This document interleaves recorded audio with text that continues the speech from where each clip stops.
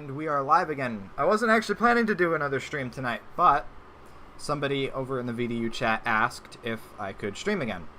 And I figured, what the fuck, why not? Folks are out tonight, so I'm going to just get on with it. So, first thing I want to mention is that I actually have a new, I don't want to call it a set because that's gay. It's not really a quote-unquote set. It's just kind of the screen. I sort of fixed all my shit in OBS, but this is it. This is what I got going on now. Stop. What do you mean stopping? Sorry, someone in the chat is talking. But yeah, this is a new scene. I was trying to clean up my OBS because honestly, I don't play a whole lot with OBS. I just kind of set it up to make it work, and then it works. And you know.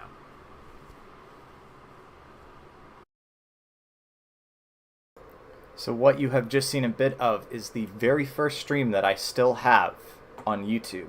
This was private for probably a good 6-7 years. So it was dated August 22nd, 2018. It's kind of funny how some things never change, including, I guess, what I sound like. I don't know. Maybe I sound a little bit different, but I was listening back to that. I'm like, yeah, that's pretty much it. Yes, today is my birthday. Hello. Is that a bored Marf? Yes. I don't want to be too mean because this was made at a time when she was, you know, not absolutely horrific person. But yeah, no, it's a little wonky, and she was always the one that was like trying to make the bow tie thing. Thank you, Moon. Trying to make the bow tie thing happen, which I never really felt was fitting. So then I think she eventually did do one with the magenta sunglasses, but it was really the cabbie one that sealed the deal. YouTube is evil for filtering a happy birthday comment. That's so tragic. That's okay. I appreciate it nonetheless, and I appreciate all of you for taking time out of your Tuesday to hang out with me on the day that I turned 26. Indeed, Savannah said it. It did not show up on the output. Thank you, Tris. Hello. It didn't show up on the output, but Savannah said, "Imagine being 26," and I can say, "Imagine being Canadian." I'm just kidding. I love you. Anyway, so yeah, so I just got curious. I'm like, what were these early streams like? And I'm gonna spare you playing this. I think I might make it public again just for shits and giggles. But it's, at least for me, this is gonna get confusing, I know. So I'm gonna turn down the audio on the stream itself.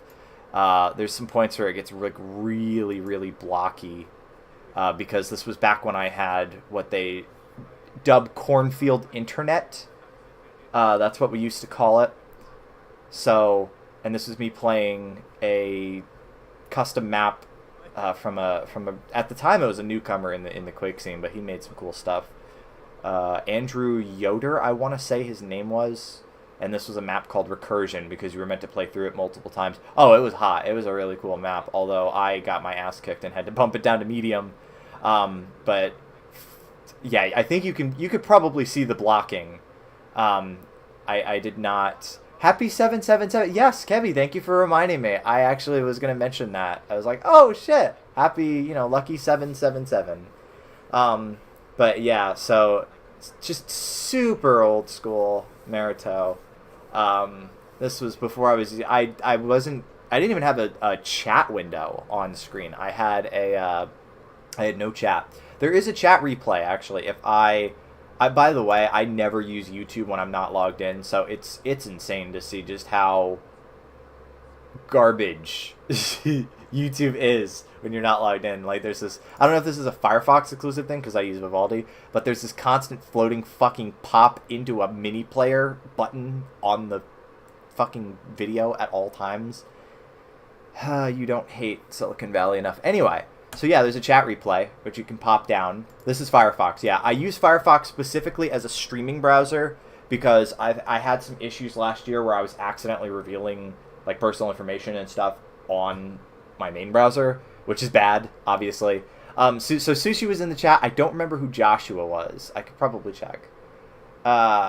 OPSEC Nightmare, it absolutely was. And I'm like, why am I not just using... I have like 5 fucking browsers installed. Why don't I just use a different one? Anyway, We have, who is this fellow right here? Cappy, the Cappy Blappy, who posted a picture of a cat. Randy Lynch, the man, the myth, the legend. We miss you. I hope you're doing well, Randy. I hope you really are doing well. You were a good lad. You were funny. You were very funny. And then Sushi. I guess Sushi was around.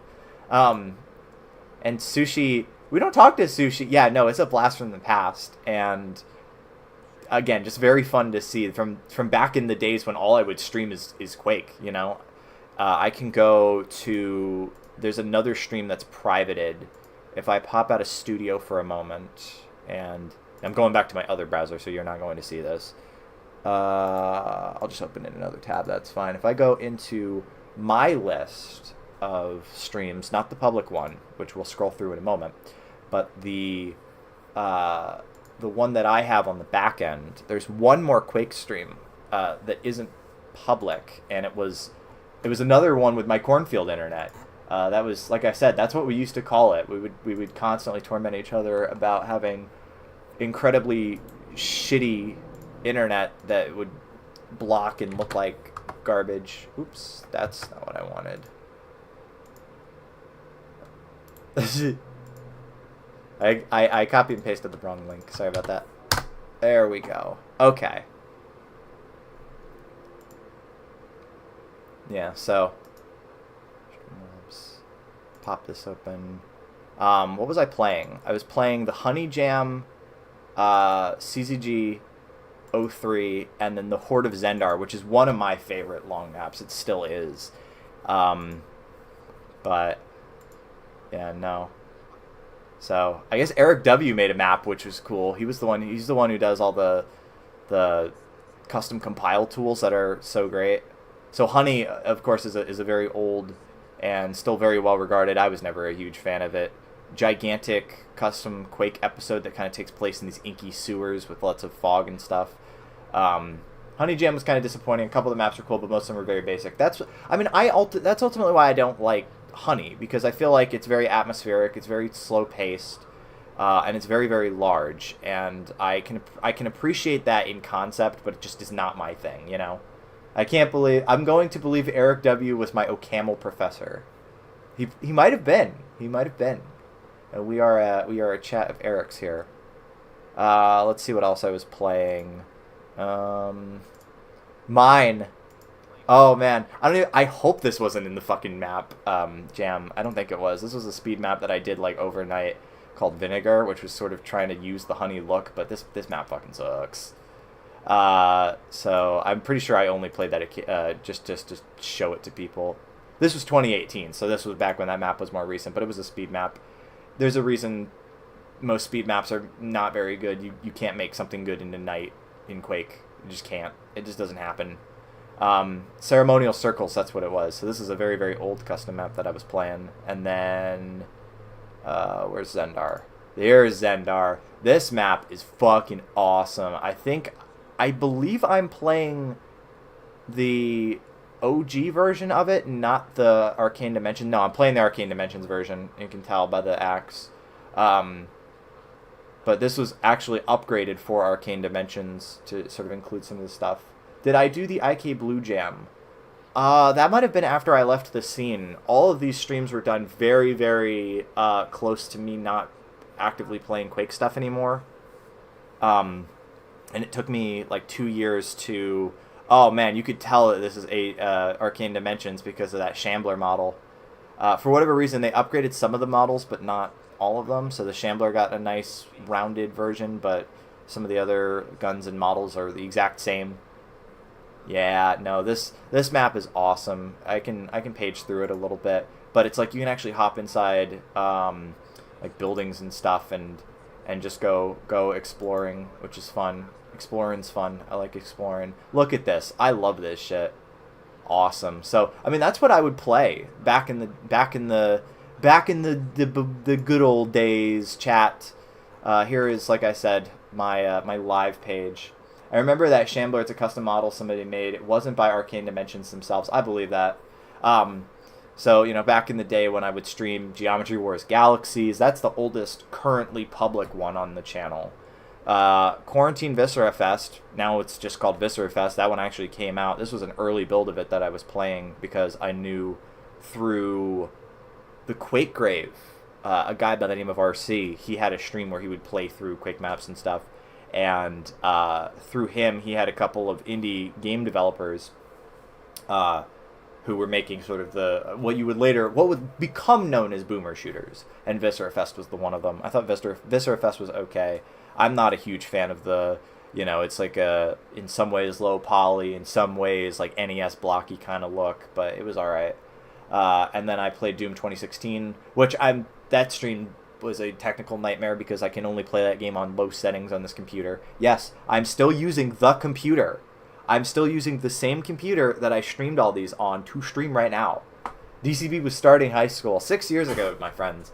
DM4 DMC, DLC, the SimCity stream, and then I made my transition into playing entirely, or for the most part, PlayStation 1 games, Namco Museum. We did our attempted Red Rescue Team playthrough. And these are like the old fucking Marito streams, and they're all still up. I was gainfully unemployed at the time. And then it's not that much of a scroll up from 5 years ago to when I came back last year. When I'd gotten my streaming set up for the first time, and you can see there's the homebrew channel right there. And when we played through all the Sly Cooper stuff, and that brings us up to today. So, it's been quite a journey. And again, it's just interesting. If I go back to one of my old streams and I pop up the chat replay, just seeing the different people who were there at the time as opposed to who's there now. Sideshow Kaz, I don't know whatever happened to them. Kebby's obviously still with me. Joshua, I still don't know who Joshua is. There's DCB. It's so funny seeing you guys on these alternate accounts at the time. Wow. I don't know if your best friend Joshua, I guess. I don't know if switch it to live chat replay. Wow. So I only had six messages an hour into the stream. Wow. Things have changed quite a bit. But yeah, we're not just here to reminisce. We are here indeed to play. I mean, that could have very well have been why I currently fiddling around with OBS. Some things never change. But yeah, we're not just here to reminisce. I kind of. I've decided to throw things back a little bit. As a little variety stream. Because my birthday so far has been absolutely phenomenal. I've actually. It's weird. For a long time, I was not comfortable with people knowing when my birthday was. For a long time, it was only Kebby that knew, and then Borb, I think, figured it out. But I just did not tell people. Because I was just, I don't know, I guess I was uncomfortable with it. I was typing like Triss, that's funny. I remember when you were like more rigid with that kind of stuff. And then, I guess as we got closer, you were, you took on some of like my typing habits, and then also we were trying to figure out ways to like, communicate more with text, because you can't really read a whole lot of a person through text. Sometimes you type that strictly, Triss. Anyway, but yeah, no, my birthday has been great. Like I said, I used to not want people to know when it was, but now I'm a lot more comfortable with it. And before I pull it up, are you and Savannah okay with me showing off what you drew for me, guys? Just out of curiosity. Because people actually did draw me stuff, which is great. I use lowercase all the time, except when I'm feeling silly. Alright, so that's an okay for them both. So that was such a Maritoism. Man, I'm a silly little guy, chat. How can you have beef with a silly little guy? But yeah, anyway. So yeah, it's been good. We went out to dinner yesterday. We were actually just like all over the place, having a good time, being whimsical. And then I woke up today, and literally the moment she saw me online, Savannah draws stuff for me. So this is one of my characters, Prince. He's very, very cute. So it's actually funny because the image embed in OBS, the source, I named it Boy Kisser because that's what it was when I got fired from Staples, and I had that GIF of the Boy Kisser, and I just kept using that source, just switching the image. So that's completely coincidental. Your birthday, Coincidentally happened to be on a Tuesday when you usually stream. Yeah, I know. How about that? It just sort of worked like that. So, yeah, no, this is super cute. I love it. And then, if I can pull this up in real time, Kebby drew me two things. So, she drew me... I know, I'm going to have to do some transforming on the fly. Oh, that's nice. You guys won't actually see me finagling with it. That happened to me, too, last year. Birthday was on a Sunday. He's going to go fishing. He does look like the Dreamcast... not Dreamcast, DreamWorks logo. Yeah. I love the glow on it. The lighting on this is super great. And then, this is what Kibby drew me. So we got a Cammy, and I actually do have those plushies literally sitting right behind my mic. It's her Badger, which she's gonna get back. She has been asking for it back, and I will bring it back. And then we both have matching capybaras. They're both Wild Republic. Wild Republic is great. So there was this one, which again, super cute. And then she kind of, I guess, did like a duology of man kind of thing, drawing some stuff. That was me earlier, except when my tablet decided to eat shit, and fucking Wacom, of all companies, Wacom, I look up the drivers for this tablet because I got to reinstall them. I'm using a tablet fucking from 2011, I want to say. So this tablet is well over 10 years old at this point, but it's still doing what I need it to. Anyway, but sometimes it fucks up and I need to reinstall the tablet drivers or whatever. So I went to Wacom's site and they're like, here's, why'd you give it to me then? I thought you gave it to me. If I wouldn't have taken it if you wanted it back. Anyway, so as far as the drivers go, Wacom's like, here you go, here's some fucking drivers, and then you install them and it's like, actually your tablet's too old, eat shit. I'm like, thank you. This is why I haven't bought a new tablet, because I'm not giving you any money. No, it's because it's perfectly fine. Anyway, some plushie exchange.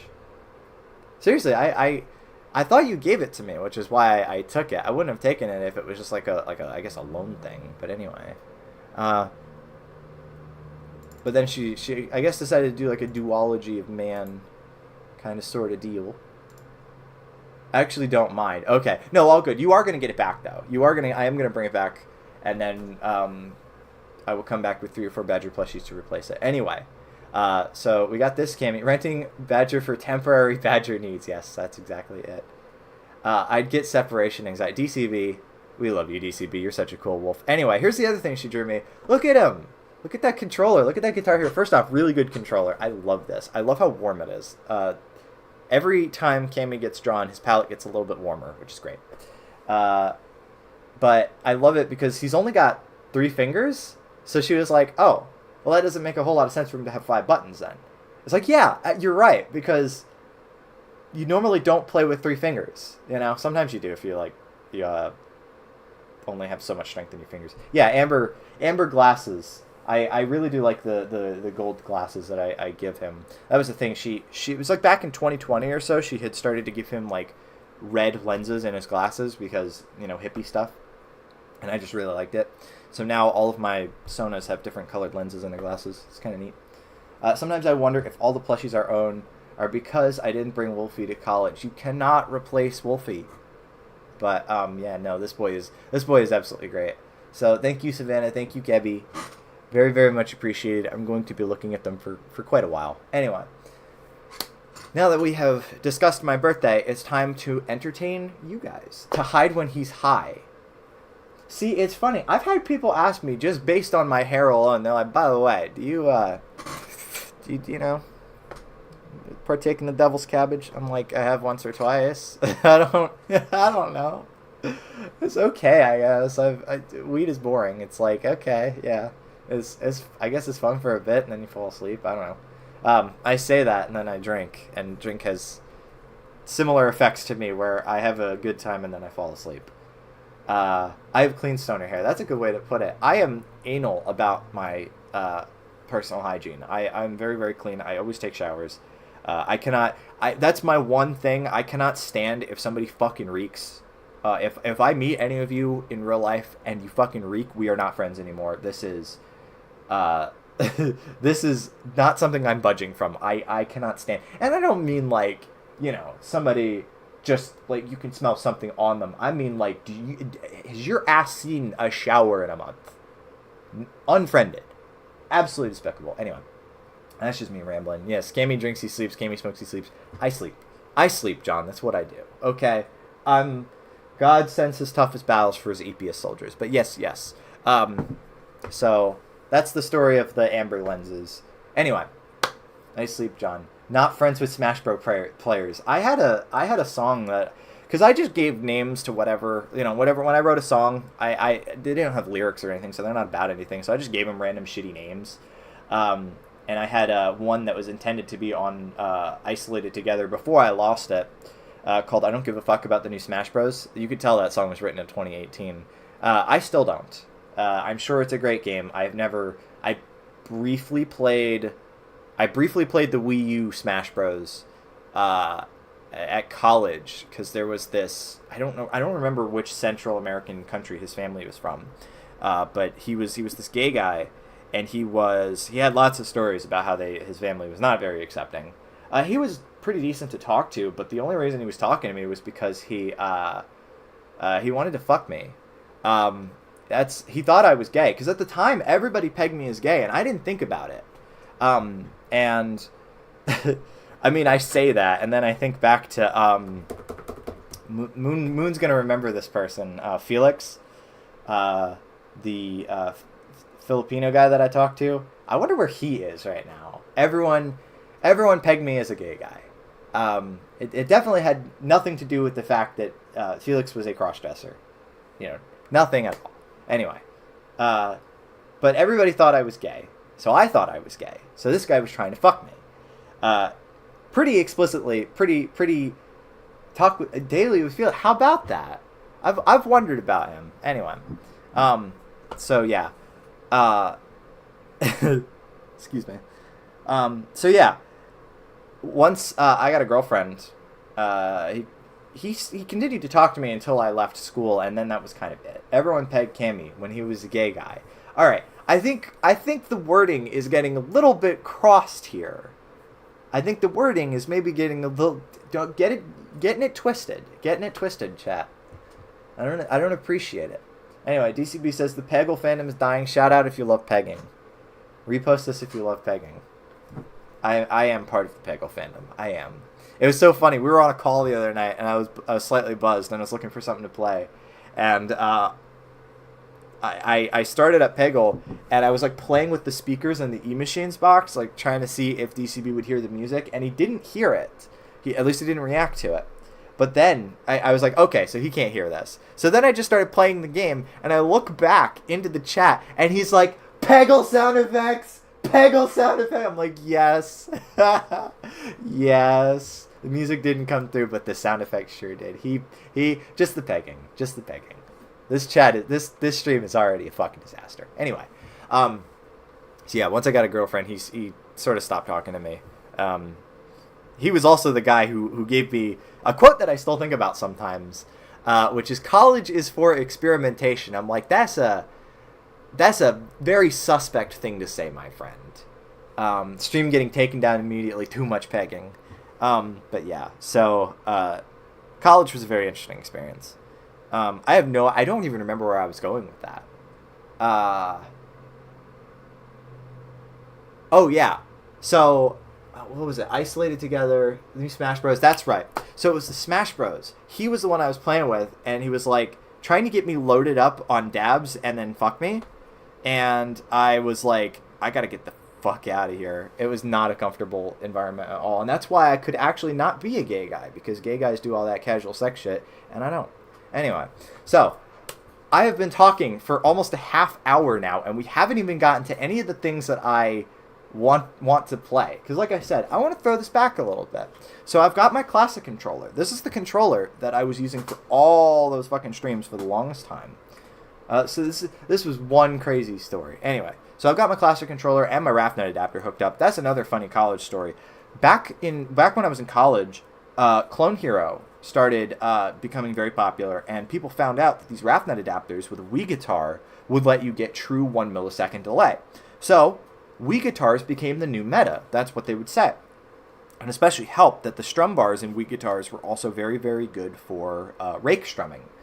I was like, well, I'm going to buy one of these RAFnet adapters. Not for Guitar Hero. But I have a classic controller that I want to use on my computer, so like, and this is the adapter. I'm still using it. It still works great. And now I have a second RAFnet adapter for PS2 controllers, and that's what I actually use my guitar with. Anyway, so I figured I'll plug this in, play some stuff on it, and since we had started off with a stream of me playing Quake, why don't we transition to a stream of me playing Quake? So finally we're getting into it. But not just any Quake, chat. We're actually going to play a brand new Quake port. It's a source port. Quake for the PlayStation. See, I don't remember where I found this, but I was doing some... Maybe I found it on Reddit or something like that.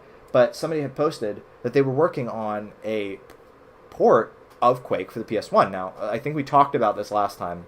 That Quake 2 was on the PlayStation, and Quake 3 was on the Dreamcast and the PS2, and Quake 1 and 2 were both on the N64, but Quake 1 never made it to the PlayStation, so whoever is working on this port, took the liberty of actually working on a port of it. Now, the reason we're using RetroArch and not DuckStation is because DuckStation, for whatever fucking reason, does not work with the build that he released. He actually just released one like 3 or 4 days ago, which was great. I was like, well, shit, I know what I'm streaming. So we're gonna play that. Although I do want to show you real quick, if I can open up DuckStation, exactly what I was getting in terms of the show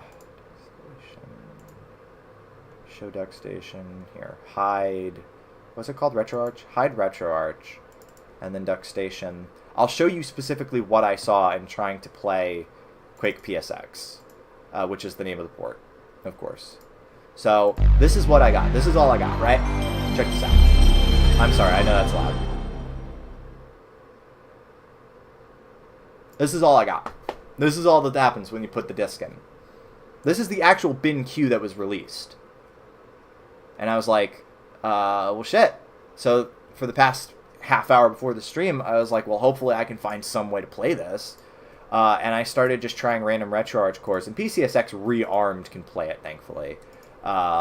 So yeah, we're just gonna get that going. And I actually did. Wait, hold on. Actually, sorry. I know I'm flip flopping here, but it's my birthday, so I'm gonna do whatever the fuck I want. And it's my stream, so I'm gonna do whatever the fuck I want. Anyway, if you load up the ELF file, because he also released, if you don't know, executables on RISC-based architecture are called ELF files. I don't think that's strictly true, but for the PS1 and PS2, they're called ELF files. Those are the executables. He released an ELF file for debugging purposes. So if you go to Start File in DuckStation, and I go to my ROMs folder, which is on a network drive because I am a woke computer kid, you actually get this screen.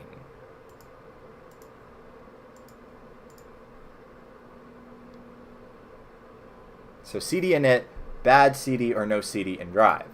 So I was thinking, okay, well, I can actually switch disks with DuckStation. So I might still be able to make this work. So I go to change disk from file. I load up the Q file. And then I reset the emulator. And get a drink, pause for dramatic effect. Yeah, it still don't work. I don't know. It gets assertion errors. So, DuckStation was out of the question. So, unfortunately, even though I don't prefer to use for PS1 games anymore RetroArch, that's just what we're going to have to do. I still have RetroArch set up. It's still working. I don't like RetroArch at all, but it's what you got to use if you want to play most retro achievement sets. So, it's fine. It's fine. We'll do what we have to. But this one, it does actually work in PCSX rearmed, so that's what we're going to play. Anyway, chat, how's the last week of your life been? I know I usually ask that in the first 5 minutes, but then we got to talking. And boy, have we been talkative. And this is going to take a moment to load, so take your time as far as writing out your replies.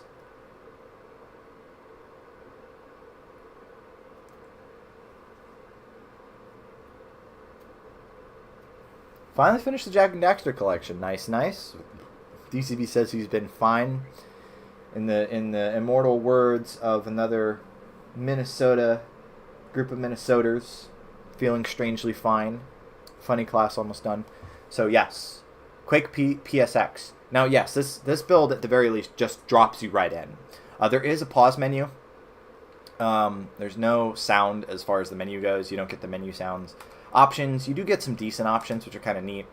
There's audio, sound volume, gamma, so that's how you turn up your brightness. I'll turn up the brightness just a little bit.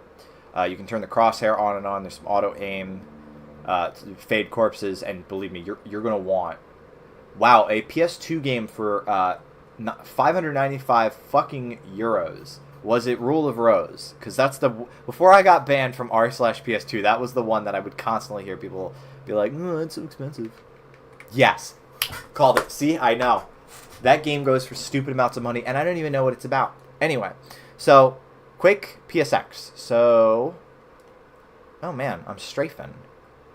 I'm strafing, chat. I'm strafing. How do I look around? I was just doing this, wasn't I? What's my look key? I think it's a horror game or some such. That sounds about right. So there's no music also in this build at all. The port does technically support music, but there is no music in this build, which is fine. And the only thing that's actually playable is the first episode. If you try to play the other ones, this build is not built with the other episodes, but the other episodes actually run the PS1 out of memory. So seriously, how do you look around? I can't play the game like this. Was I just...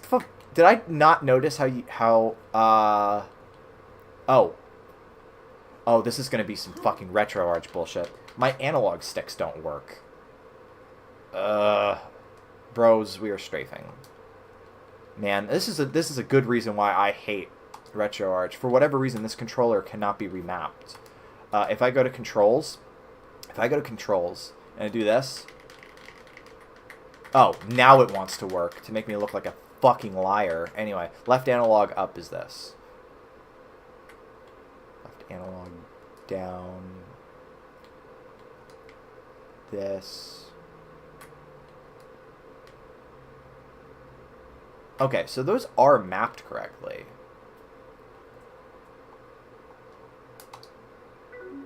Oh, someone's talking. Someone's talking on After Sleep. Let me see what's going on. Let me, maybe, by setting the controls. I am going to get some music up, by the way.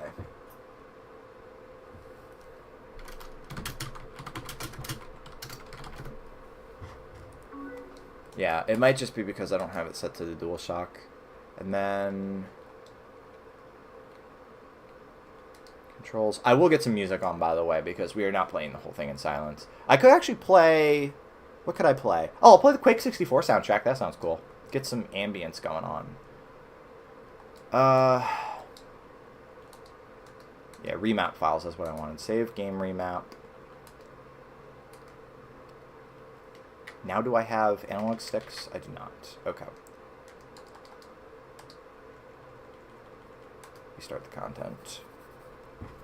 I mean, I could try to play it without actually being able to turn... That sounds... interesting? Question mark? I don't know.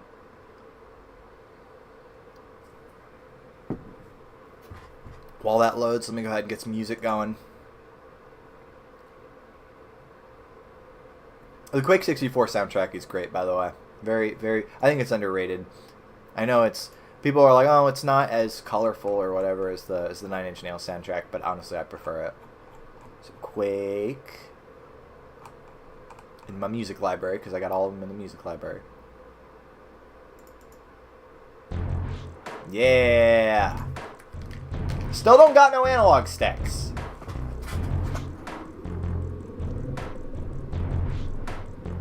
I might just have to turn off my own monitoring. That's fine.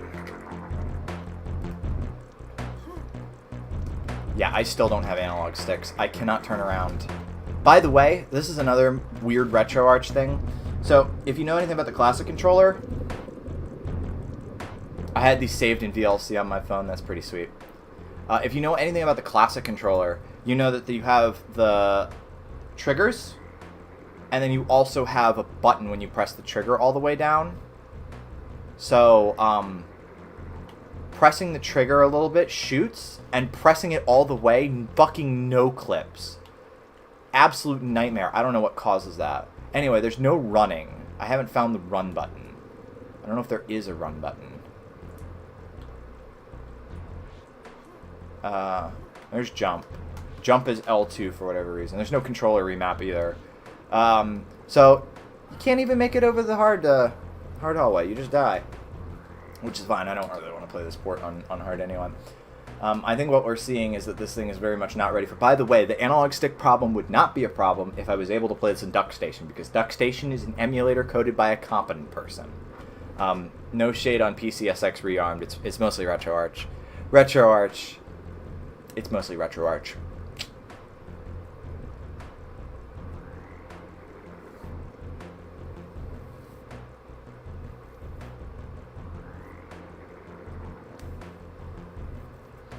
Maybe unplug plug-in controller. It's not that it doesn't recognize the controller. It's just that it's not recognizing, even though they're supposed to be mapped, all the functions. Here, actually, I'll just double check. Controls, port controls. Set to DualShock. Try dual analog. Maybe if I do dual analog. Nope, nothing in dual analog. Can I do Nijicon maybe? But no other inputs work. No, all the buttons work fine. It's just that even though the analog sticks are mapped, I feel like the Trent soundtrack was just so good at Upstage everything after. I thought the expansion OSTs were pretty good, but they're essentially memory hold. I still have them. I have them. I thought they were kind of cool, the kind of almost cinematic element to some of them. But you could see that they're mapped. Been looking at Quake and thinking about Morrowind, same color scheme. It's funny because I have that Blevo and what's his name, Inigo drawing that I was doing with the Quake background, so that fits. Yeah, I mean, I don't know, chat. And again, all this would be perfectly fine if it does support the mouse. It says it supports the PlayStation mouse. I don't know how the fuck I would map the mouse in this at all.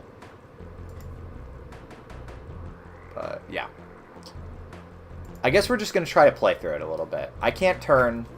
I don't know, but we'll try it. So this is the normal hallway. So you do actually get the. Do you get the shareware pop up? You do. Registered users only. Call id games. Man, I really wish I could turn around. You can see that there's some clip-in issues where you can see into the void, which, by the way, the sky is just the void, and there are many affine texture problems in the world, which he knows about. The guy who made this port knows very well that it's not really ready for prime time. Water is not animated at all.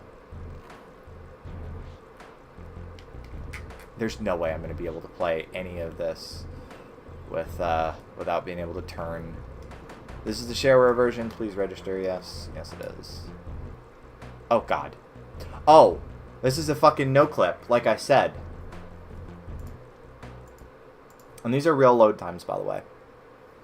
So I should mention that the controller issues I'm having are not a problem with the port. They're a problem very specifically with the way that I'm running the port. I guess I could try a different core. I mean, I know that there's a DuckStation core in Retro. Ooh. Maybe? But no, it's a RetroArch problem, isn't it? For the controller mapping, I could try a different core. I don't know. I kind of want to just actually get you guys to see a game rather than me dicking around in menus. So here is E1M1. Again, the texture warping really makes this a trip. Here. I'll get the sound back on so you guys have something else to listen to.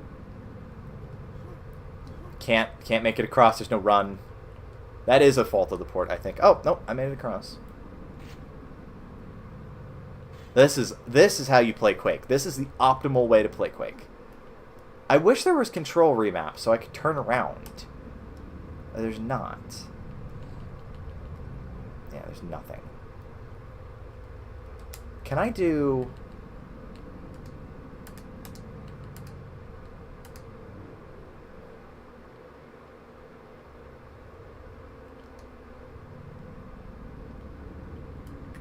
Hold on. What'd that do? No floating point values really does a number on Quake's levels. Yeah, I don't know. For whatever reason, auto run is just not... Yeah, I can't even turn. I can't even turn to face this man. But there's 2 buttons, of course, for fucking... Oops. Switching your weapons. Come on.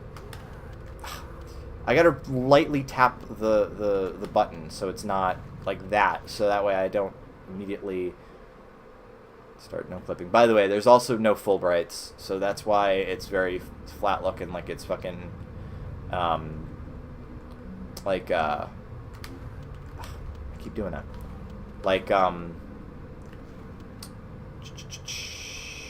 GL Quake, that's what I was looking for. I mean, otherwise, it is looking pretty impressive. You know, it is looking, promising. You know. I think he's had to compromise the levels a little bit to try and, mostly in the textures, I think. I didn't realize I was that low on health, my god.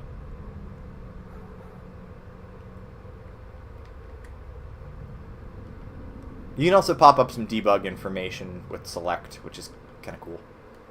But yeah, no, for whatever reason, R1 and L1 don't seem to do anything, even though those could be perfect for a run button. Do you have auto aim on? Auto aim is on, but it just sort of like makes the shot go in a particular direction. It doesn't help you turn. There are cheats, which is kind of cool. But I don't want to do any of those.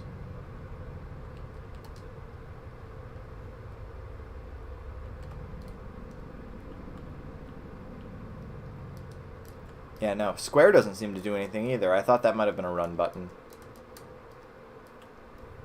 That's right. We're going to cheat. That's right. We're going to sue Carl Jobs and win.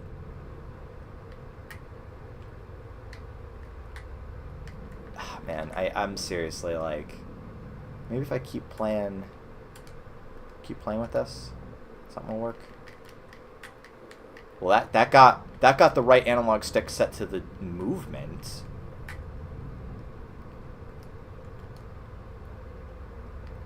That got the left analog stick set to movement. But I need them to be analog sticks so they can fucking turn. Honestly, playing with a keyboard would be an improvement because, I mean, Quake kind of already had keyboard movement to begin with. Or keyboard controls like that to begin with. Remember, mouse look was not standard in 1996.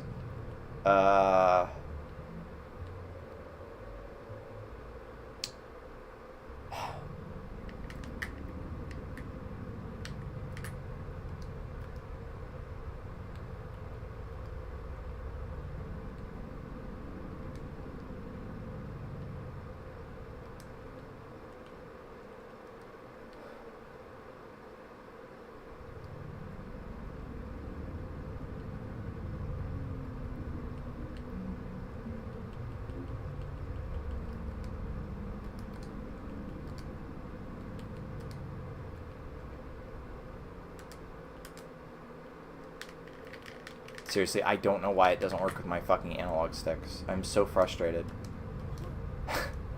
That kind of puts a huge damper on the port if I can't actually play it correctly.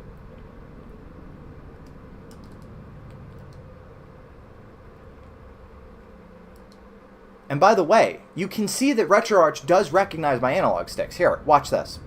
If I go back into the quick menu, and I go to the controls menu again, check this out.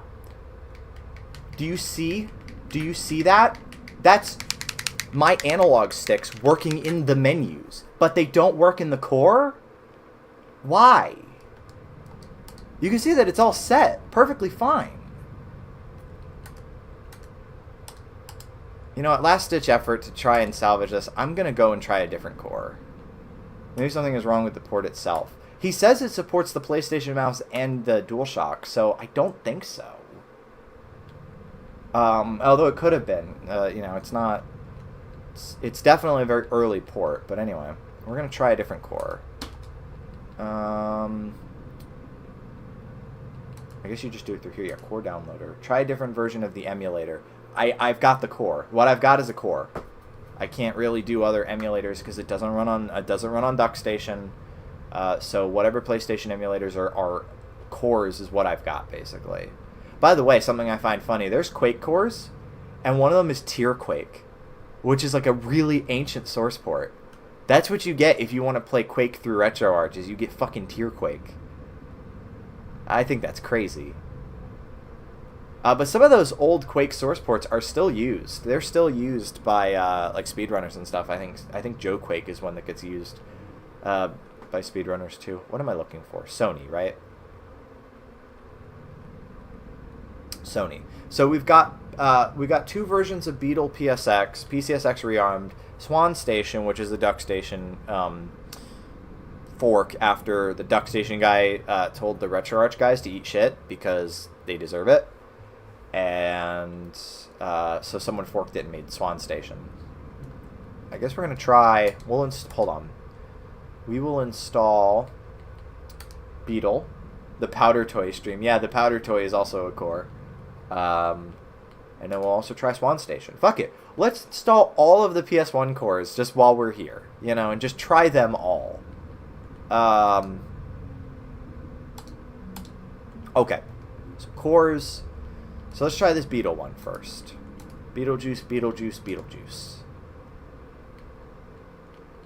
Q file.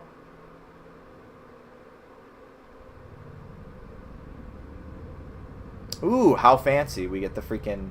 Yeah, no, RetroArch is specifically a front end for emulators. Oh, it thinks it's a audio CD. It thinks it's an audio CD with just one track on it. There might be something wrong with the bin.q file. It might be that the bin.q is fucked up. I did look on the disk, and there's an exe file, which I didn't think the PS1 could support. It might just be the name of it, but yeah. I guess there's no technical reason why it couldn't take a .exe as long as it's, you know, in the proper format. The PS1 does not care about file extensions, but yeah, no, it's just interesting to see. Okay, so that one don't work. So let's do close content. Unload core. So Beetle PSX hardware don't work. Let's just try the normal Beetle PSX.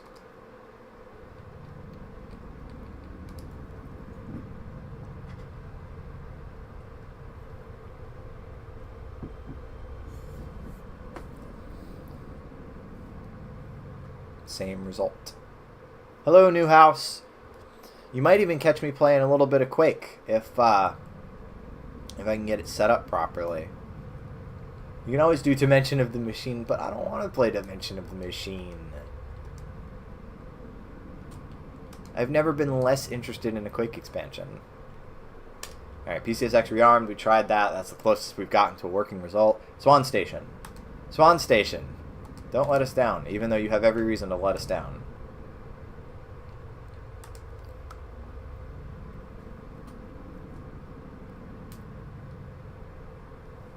Get the boot up, and oh shit, it fucked up. It doesn't read the wait. It's still going. Yo, okay, all right. It actually booted despite the fucked up boot screen. It actually booted. How about that? All right, let's see if I can get analog sticks working in this. If I can, then. You know what? Duck Station had an unlikely turnaround. That's funny. I wasn't expecting that. Once I saw that the boot screen was fucked up. Alright, so by default, no analog sticks. Already not a great start, but we'll work with it. Port 1 controls. Analog stick. We have something, and it's not forced it. Is it actual analog? No, it's just digital. It's just digital movement forced, and I don't have my right analog stick. Okay. Is it because the right analog stick isn't mapped? No, it's mapped. Man, really? Analog joystick, maybe? Analog joystick, they don't work. G-Con, don't work. By the way, it would be fun to see you playing some of Demos Quake mod / episode when I get its map made for Christmas or towards next summer. Yeah, I've never heard of anything relating to that. But if you wanna send me some stuff about it, I'll absolutely take a look at it. Yeah, no, I'm still getting the no clip bug as well. I don't really know what's the cause of that. Shit. Well, that's kind of disappointing. Like I said, I really wanted to play through episode 1 on this port, but I don't have analog sticks. I have like forced left analog, which is just digital, and no look around. So it's like, how are you supposed to look around if you don't have analog sticks? If you're playing this with a digital pad, how are you supposed to look around? I'll tell you, we can do one last thing, and then we'll just move on to something else that I know will work. This is RetroArch. I tried it with a bunch of cores because my normal PS1 emulator DuckStation is not working with this port. This is an unofficial port of the first Quake to the PlayStation. It's looking promising. It's kind of neat, but unfortunately, I haven't been able to get it to play nice with my controller at all. Hello, Moo Moo. How's it going? So we got Moo Moo and we got Moon Moon. I don't know why I call everyone that. It's not like I go Kebby Kebby. I could. Anyway, I got one last thing that I can try. One last thing, and that is using my other RAFnet adapter with an actual DualShock. That's the only other thing that I can think of that might get the analog sticks working. Otherwise, we're just going to have to move to the next thing, unfortunately. So, I'm going to transition back to idle. Kebby Kebby, what is DCB? He's boom.boom.com.boom.co, I think. Something like that.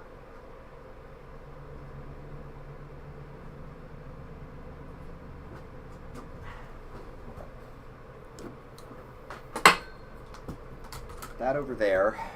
Get this plugged in.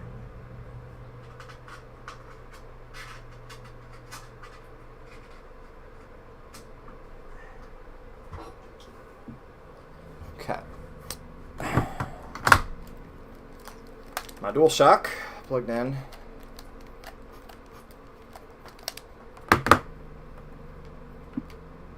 I will, by the way, contact the person who made this port and let them know about some of the issues I've been having with DuckStation, and hopefully DuckStation can be properly supported in one of like the next builds or whatever, and then maybe I'll do a redemption. Maybe for the Variety December streams, I'll come back to support and see how it turned out. Okay, so RetroArch back open. I just noticed that the background got all fucked up at some point between. Here, hold on. Is it specifically the idle one that it's fucked up? Yeah, it's the idle one that it's fucked up on. Okay. No, I want to stretch it to the screen. Okay, stretch the screen.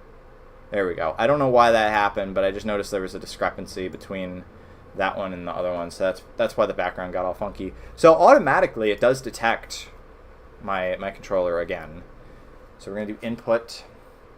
One thing that always fucks me up, I'm used to X being the select button, but it's mapped like it's A and B on a Nintendo controller. So circle is actually your OK button. I always mix that up. So if you see me going through the menus and being okay, then if circle isn't it, what's it? Well, it's not that. It's not X. Circle is what pops up this help text. Square is not it. Triangle is not it. What button do I use to select things in the menus?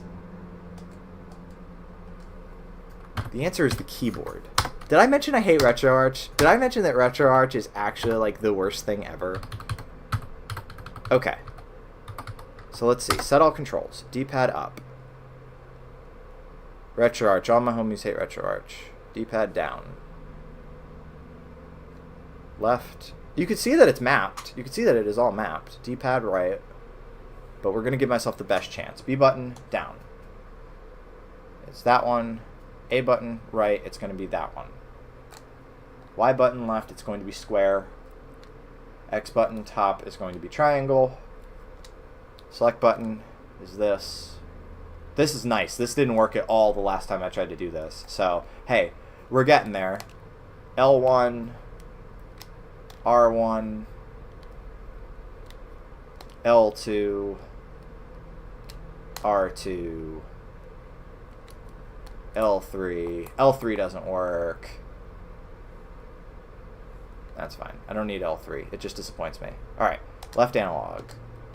There we go. Now I can actually navigate the menus. Left analog. Analog sticks don't work at all. Maybe if I hit the analog button, that would help. There we go. Left analog down. Left analog left. Left analog right.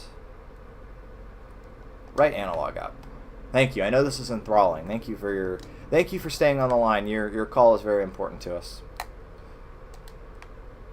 Gun. Yeah, that's for if you have a I guess if you're mapping like a light gun. Because there was the Namco Gun Con. Was the Konami Enforcer for the PS1, or was that like another console? I don't remember. For whatever reason, oh, L3 and R3 probably work now. Yep, button 10.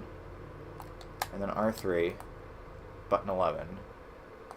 Okay. So this is all mapped. Save controller profile. Yes. There we go. Okay. So we're going to go back into Rearmed, Quake PSX, and now it should work.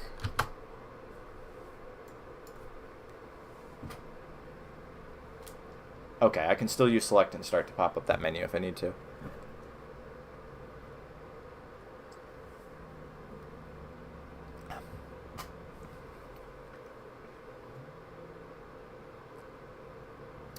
Something kind of funky, by the way.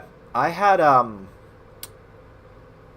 one of the first beers that I ever knew about was one called Newcastle Brown Ale, because Classic Game Room did a review of it back in the day. It was a beer that Mark quite liked, and I was on the lookout for it when I started drinking because I wanted to try it, because I've been told by this adult in my life for the end of forever, hey, it's pretty good, and I couldn't find it for years, and I finally found it at a beer distributor. I actually found it in Wales firstly.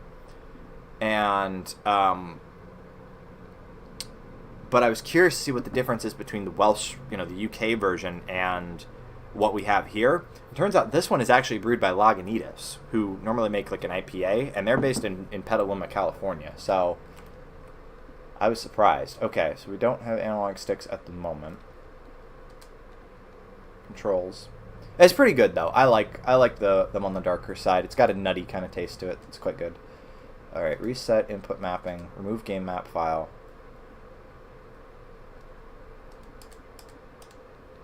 Port 1 controls, set it to analog, got those. Okay.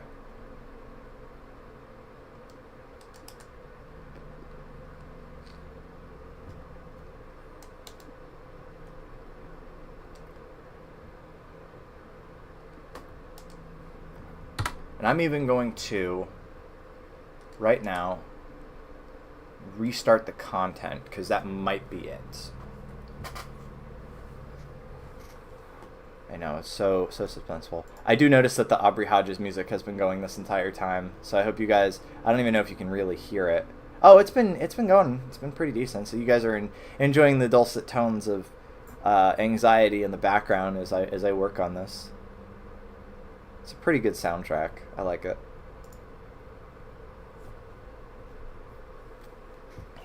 Okay. Should be one moment of truth.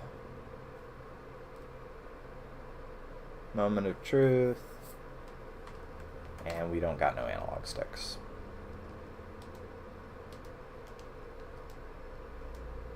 Oh, it's because it set itself to fucking that again. Why?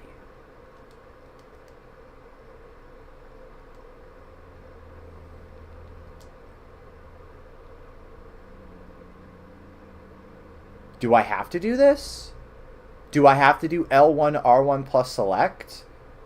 I'll try it. That might be the last piece of the puzzle. What the fuck is that? What did it do?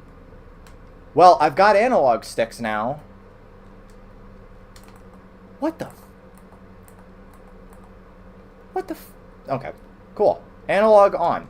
So that did it. It also put me way out of bounds. Oh, we're playing So Purple, chat. Well, hey. I guess we're going to be able to actually play this. Cool. I know. With all that fucking time spent. I know, this has been an enthralling birthday stream. Thank you guys for your patience while I try to figure this out. I didn't even realize that. But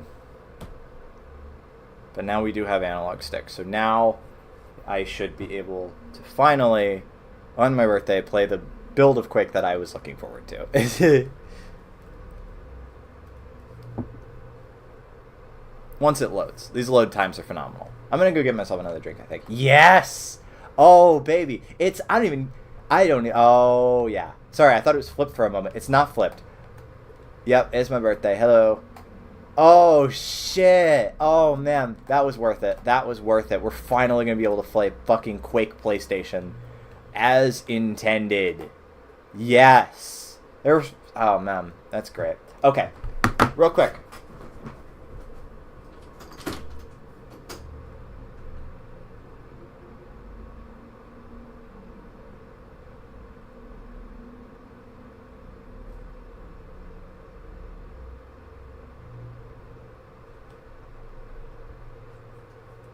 This calls for a celebration. What I've got is something called Great American, or Great America. This is a malt beverage that comes in a mason jar. This shit is nutty, right? This is a peach one.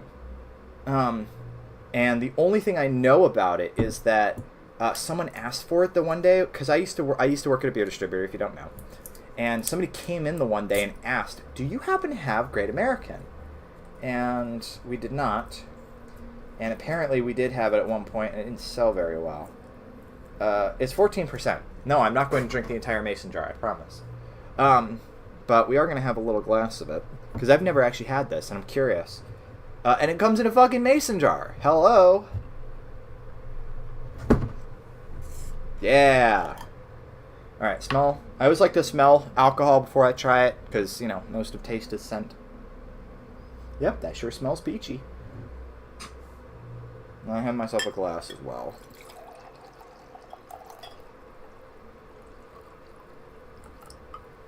Oh, yeah. Oh, yeah. Alright. We can get on playing the episode of Quake that I'm most familiar with. Episode 1. What do you call this? Dimension of the Doomed? Oh, and I don't have the no-clip bug anymore because I have actual buttons instead of triggers. Oh, fuck yeah, dude. Dude, this is so cash. This is actually cash money. Holy shit. Was that worth it, guys? Was it worth it watching me play with menus for forever so I could finally make this happen? I sure hope it was. I would say it was. Okay, excellent. Dramatic tension. Very worth it. Thank you. I'm glad that you guys are so ungodly patient. So anyway, I know this episode like the back of my fucking hand. I played this so much. I ported this episode to fucking... You could tell, by the way, just how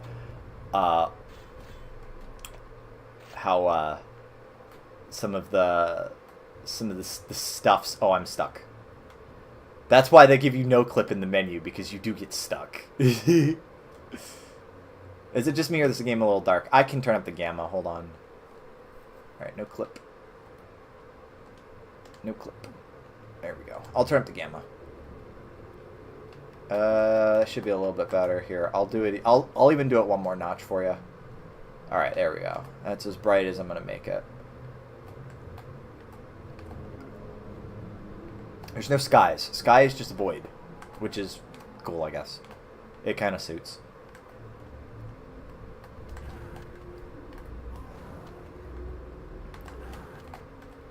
I'm not used to playing Quake with a controller. How's the sound, by the way, guys? Just out of curiosity. Minecraft brightness slider. Both the sound of the Aubrey Hodges soundtrack and then also the game itself. Little quiet, I think. All right, I'll put it up. Nothing. Moon says nothing. Here, let me do some quick debugging. Okay, so there is sound. There is sound. Yes, okay, there is sound. It's just that the game was very quiet. And then I'll turn the music down. I hear it, it's just quiet. It's okay. Like I said, I'll turn it, there we go. Alright, that should be better. Now everybody is set to have a great time. So yeah, I know this episode really fucking well. With all of the geometry modifications, it's reminding me a little bit of Jaguar Doom.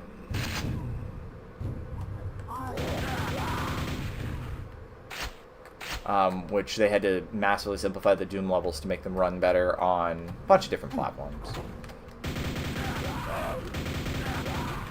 But the texture warping really makes this like a trip.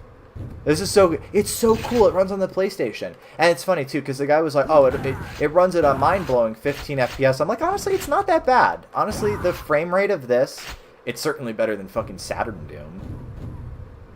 The frame rate is not bad at all, you know? It's more that texture warping that's funky as all shit, but it's probably him trying to warp the software renderer into working on the PlayStation as opposed to using, I don't know, more of the PlayStation's hardware. Probably about as good as a computer at the time. That's funny, actually. That reminds me of, there was marketing bullshit from, I think, Sega, who said that 32X Doom ran about as well as a 486 DX would run Doom. Should have done what Hammerhead did with Quake 2. Seriously, honestly, the warping kind of works underwater. Can he make it so it only warps this much about underwater? Because it's kind of a neat effect underwater.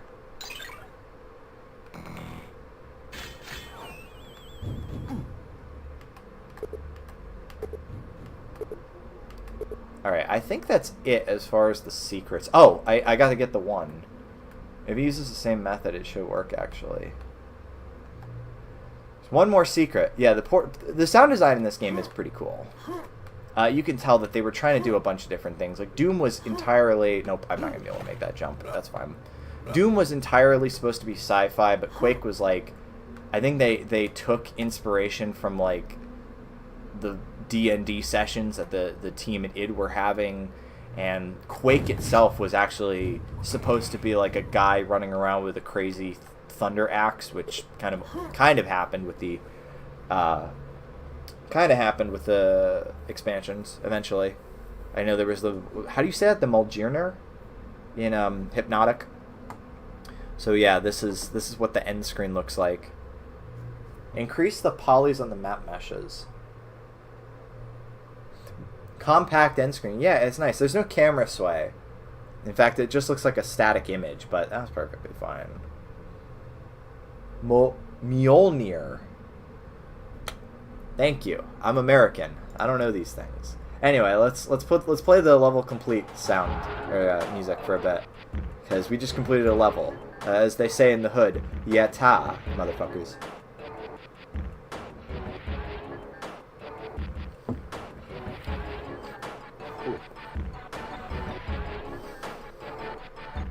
Ooh. Oh, that Great America is funky. This music has big yatta energy. Oh, that's funky. It's not bad. It's very alcoholic. That explains the percentage. I am Finnish, and I can't even pronounce it. Oh, man. Alrighty. New level. Growls of the Lost will be the one that I have to play. I'm trying to keep the music in sync. There's no music in the port, Newhouse. You came in after I started explaining this port, but there's no music, and all the episodes after episode 1 do not work. They don't fit in the memory currently. So he's got to work on cutting it down. So you can actually build this port with music, but there's no music. in the build that he released, and I don't know shit about building software for the PlayStation. So as a result, I'm just going off of the bin.q file that I got. And in fact, there probably will never be an official build that includes the rest of Quake, which is kind of unfortunate. I don't know. Maybe someone will have an unofficial one.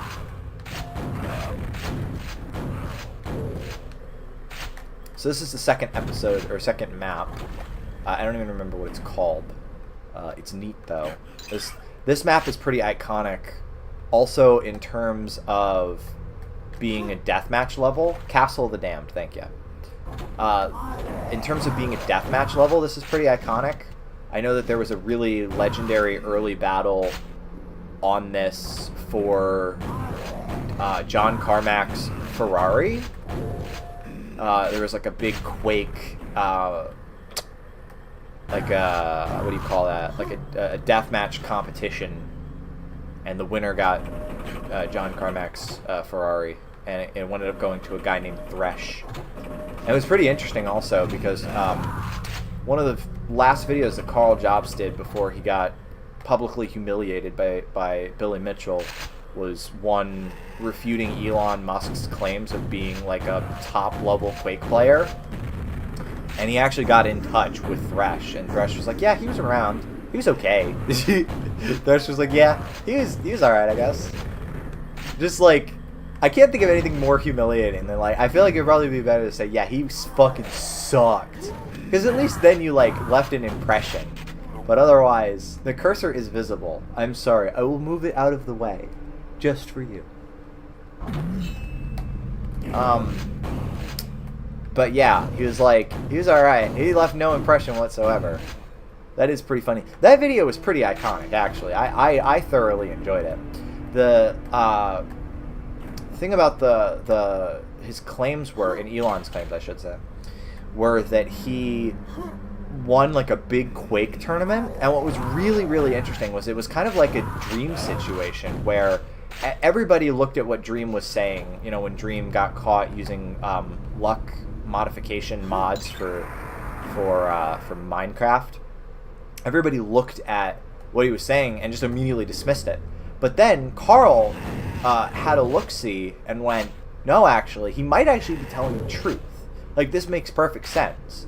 It doesn't absolve him of being fucking guilty, but it makes sense.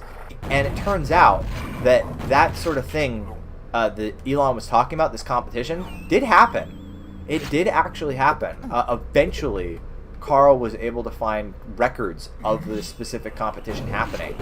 And as it turns out, it was just like a little ISP competition for Quake. It was not like a top-level Quake player tournament. Sorry, level complete. And as a result, the people who had the significant advantage were all the people who had the high-end connections, which Elon, being a rich person who owned the company, very much was. So that's why he won. Not because they were any good, but because they had the good internet. So, yeah, it was a pretty fascinating story. And again, it was one of the last videos that Carl made before he got utterly buck-broken by Billy Mitchell. Alright, we are on to E1M3. E1M3 is a pretty notorious level for myself, just because if you try to play it on Nightmare, it sucks. This level is so fucking annoying on Nightmare, but good thing we're not playing on Nightmare. The Necropolis is called.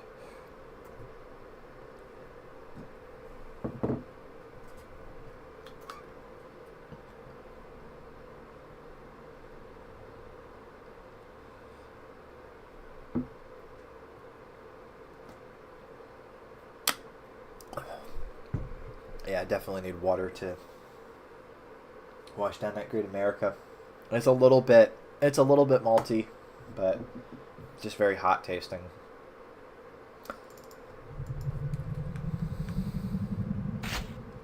But hey, I'll try anything, you know.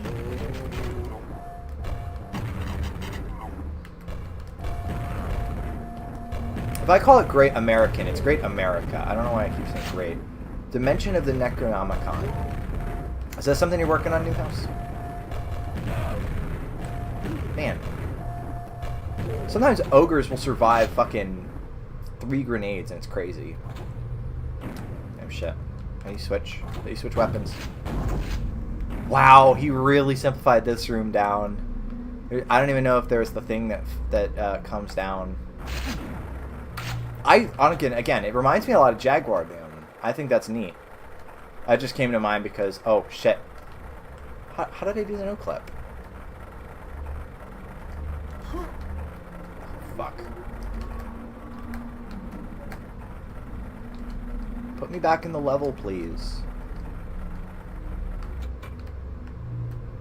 Oh, we purple now, chat. That's fine. At least I can always... One thing that I'm really, really glad about with Quake, going back to it, you don't lose all your weapons when you die.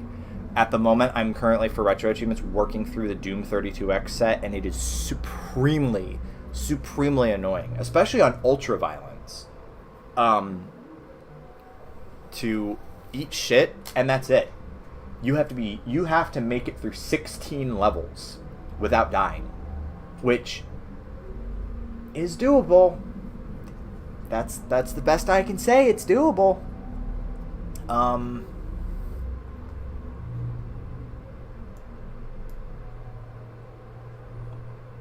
And meanwhile, with Quake, or I did lose all my weapons. Okay, that seems to be a new feature of this mod, or this expansion, I should say. Source port. Jesus.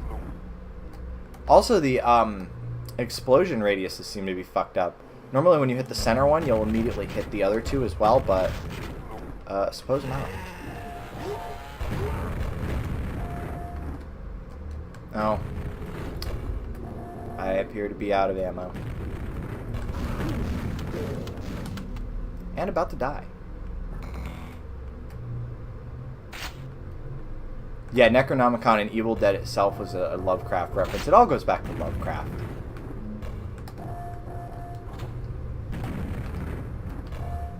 Chonky grenades. Very chonky. Exactly. I've had it happen in the PC version where they do survive 2 grenades, but the third one will undeniably give them. That one did not. So these grenades are kind of all fucked up. You know what? That's right. We're gonna cheat. Oh, I'm pressing R1. That's why. Ooh, check that out. Check out the thunder. That's a neat effect. No worries, I'm not actually going to use this. In fact, we're going to just... Because you can't get it in the episode normally, but just check that out. Check that chunky effect out. That's kind of neat. Okay. There we go.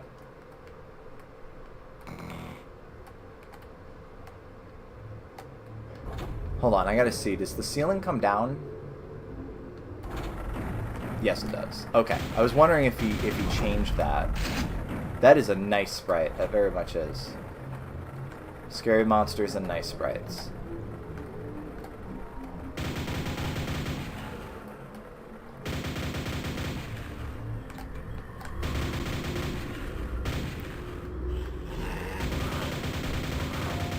How's the audio, by the way? I always gotta keep asking because otherwise people don't tell me.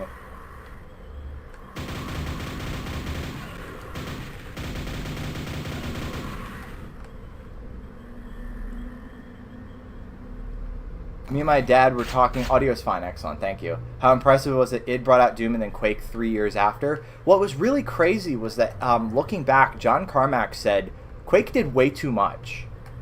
Like, Quake was a fully 3D renderer. It wasn't just a 3D renderer, though. It was, I don't know. There's weird stuff with the explosions on this port, Newhouse, to be honest. There's weird stuff about the port in general. It's alright. This is not a legit run-through. I can use a rocket launcher if I want to. I'm a grown-ass adult. I pay my taxes. But yeah, no, Carmack looking back was like, I did way too much with that game. Like, I should have done, because it was a 3D renderer, and then it was like all the networking stuff, and then he was also playing with the hardware acceleration, because remember, you had Quake, which was for the rendition Verite, I think it was called, which, I mean, that's the bad old days of 3D accelerator cards, where you could buy a 3D accelerator card and then nothing you ever bought ever again would support it. And Quake was right at the end of that. And, I mean, that's why Glide became so popular. The Glide API with, what's its name? The 3D effects like Voodoo chips. That's why Glide became so popular, because it finally united everybody. No, Glide API. Yeah, the Voodoo cards. But Glide was the name of the API, and it finally united everybody, all the game manufacturers at least, or the game developers, if not necessarily the people making the cards. Everybody else hitched their wagons to DirectX and OpenGL, and that's where we've been ever since. Then Microsoft put out DirectX and united it even more. Yeah, absolutely.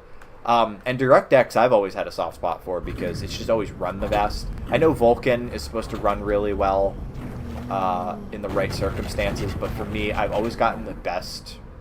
Oh my god, this is some fucked up shit. You know what this reminds me of? This reminds me of PSX Doom, where there's a glitch with Lost Souls in one of the maps where they go across like line depth boundaries in a way that they shouldn't, and it causes a whole bunch of graphical distortion. That's what this reminds me of, but obviously this is benign.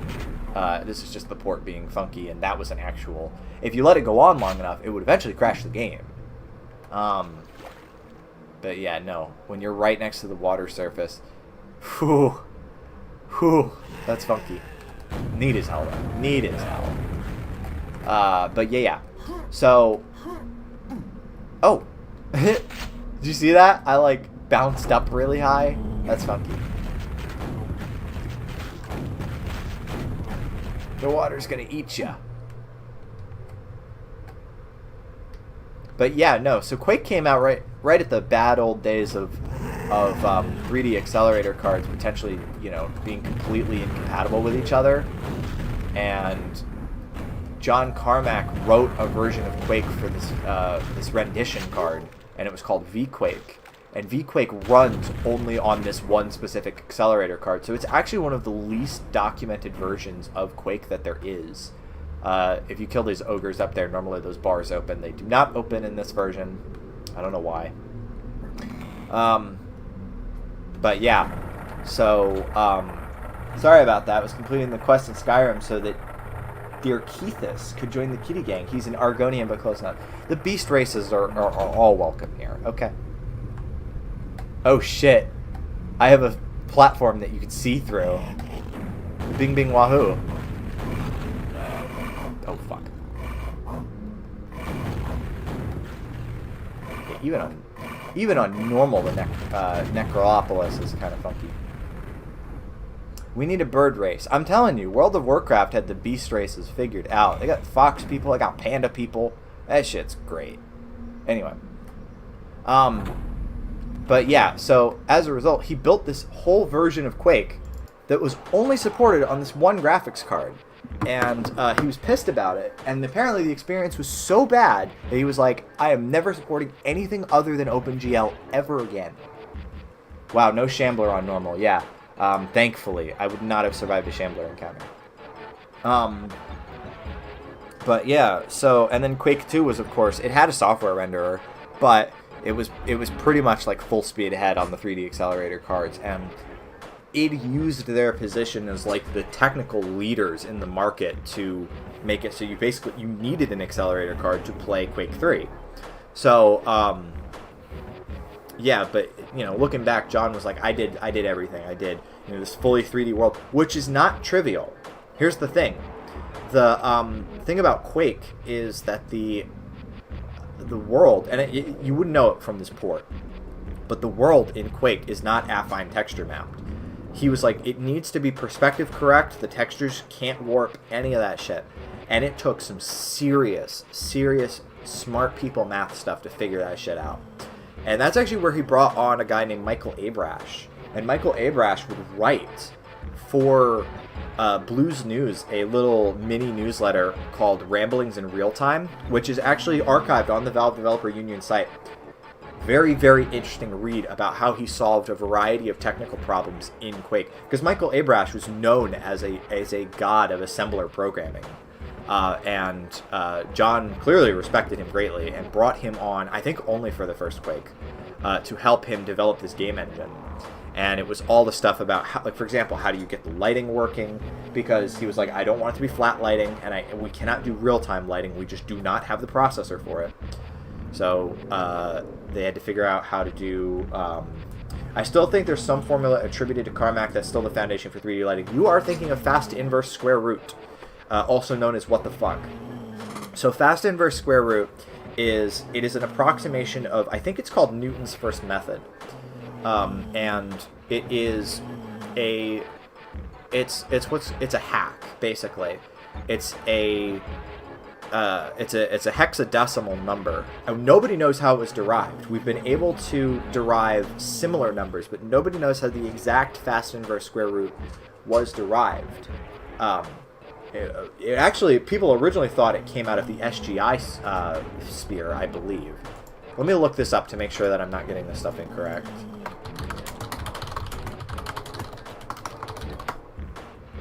So fast inverse square root, that's it. So fast inverse square root is...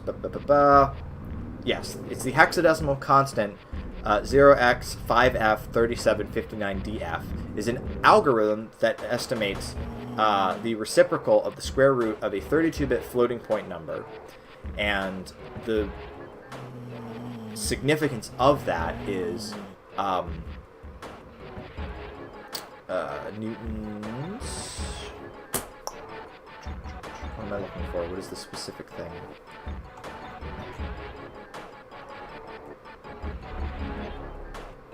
Yes, it runs one iteration of Newton's method, which is...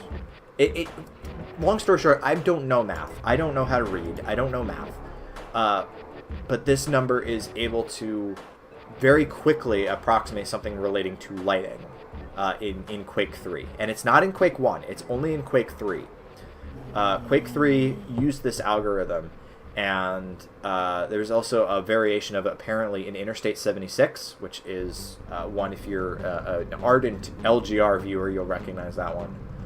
And then it was... Again, nobody really knows where it comes from. I'm pretty sure it comes out of the people... It doesn't say.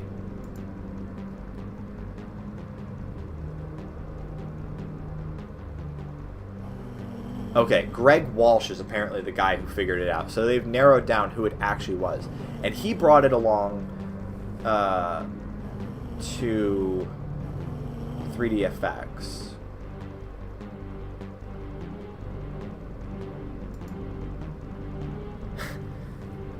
Wow, there's a mod that just gets rid of all the lizard people. Based? Question mark?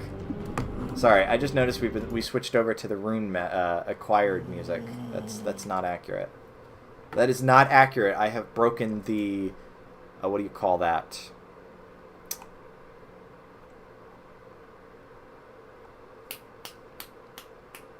The Great America is hitting me, chat.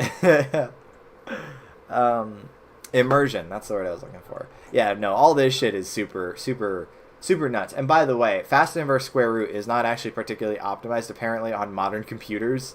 But at the time, it was impressive as fuck. So, yeah, that's what fast inverse square root is. It was not John Carmack who came up with it, but he used it because it is genius. Alrighty. I guess we're just gonna pick a. Yeah, there's something in the x86 instruction set for it. No, it's, by the way, it's R1 that does the no clip. So my controller was actually once again mapped incorrectly when I was using the fucking classic controller. So that shit. Grizzly Grotto. This map is neat. This map is neat as hell. I keep pressing R1. Why do I keep doing that? I'm stupid. Yeah, this map is neat as hell. This map I actually associate this map mostly with, oh, that's why I keep pressing it, because I was trying to press R2 instead. With trying to work around the water shader in Quake. So, if you guys don't know, in a past life, I was a Gary's Mod LARPer. I was trying to be a map developer. I was not good at mapping. I didn't know how to map shit or any of that. But I found it neat, and I found, all the Source Engine modding tools neat. So, I was trying to port over, because the sources were available, the maps for Quake 1. And I got as far as the shareware episode and the deathmatch maps. And they're not very good. They're not very accurate maps at this point. I could definitely do a much better job now. But the Grizzly Grotto gave me a whole bunch of shit back when I was first doing it, because it was my crash course in trying to figure out how the water shader in Source worked. So there's actually two different water shaders in Quake, or in the Source Engine. There is what's called expensive water and cheap water. Expensive water is the one that you normally associate with Quake, or I keep calling it Quake, with Source. That is, it is water that has several passes added. So there's a reflection pass, there's a refraction pass, there's a fogging pass, and then it has to render the stuff in the water. So it's expensive, and I mean, not for modern computers, but at the time, it was definitely fancy water. And if you had a computer that could run Half-Life 2, but not all that well, you would instead set the game to like DirectX 7 or something, and it would fall back to cheap water instead. And cheap water is a lot like the water in Half-Life or in Quake, which is, it's just a texture. It's just a texture, and there's a little bit of light you can see through it. So it's very, very cheap to render, but obviously it doesn't look nearly as nice because it doesn't really simulate the properties of water. It is just a texture, and then you can see through the texture. So the thing about expensive water is that it has a lot of issues with it that make it kind of inflexible. It cannot be used on sloped surfaces. It cannot, by the way, this is autism right on fucking display right here. I was 14, like 15, and I still have this memorized. Now 11 years later. You cannot use it on sloped surfaces. You cannot use it on water surfaces that are unlevel. So there cannot be two water surfaces in the potentially visible set that are two different levels that use expensive water. You can't do that. There's no flow to the water at all. And if there's any weird shape stuff to the water, by the way, do you see that like the face is fucked up even at 99 health? That's kind of interesting.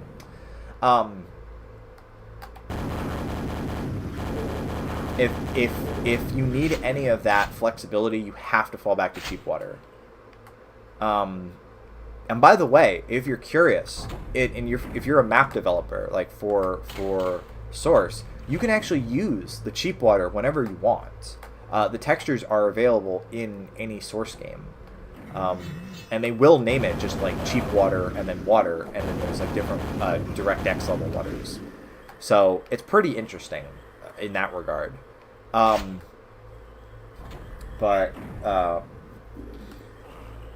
as far as what this has to do with Quake, if you go through the water here, you'll notice that there's like these like little buildings that have like, here you are, two different water levels in the potentially visible set. You got the water up there, and then you get the water down there. I mean, it's kind of sort of potentially not in the potentially visible set, but it can be.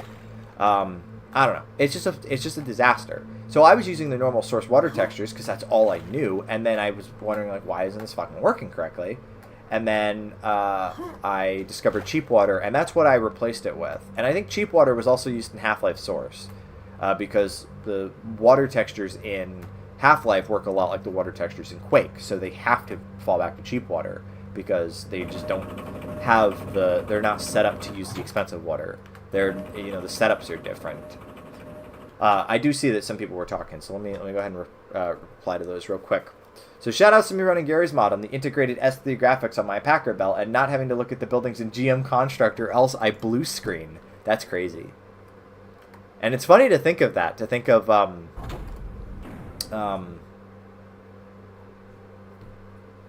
Gmod running on a system that old. But I guess it's possible.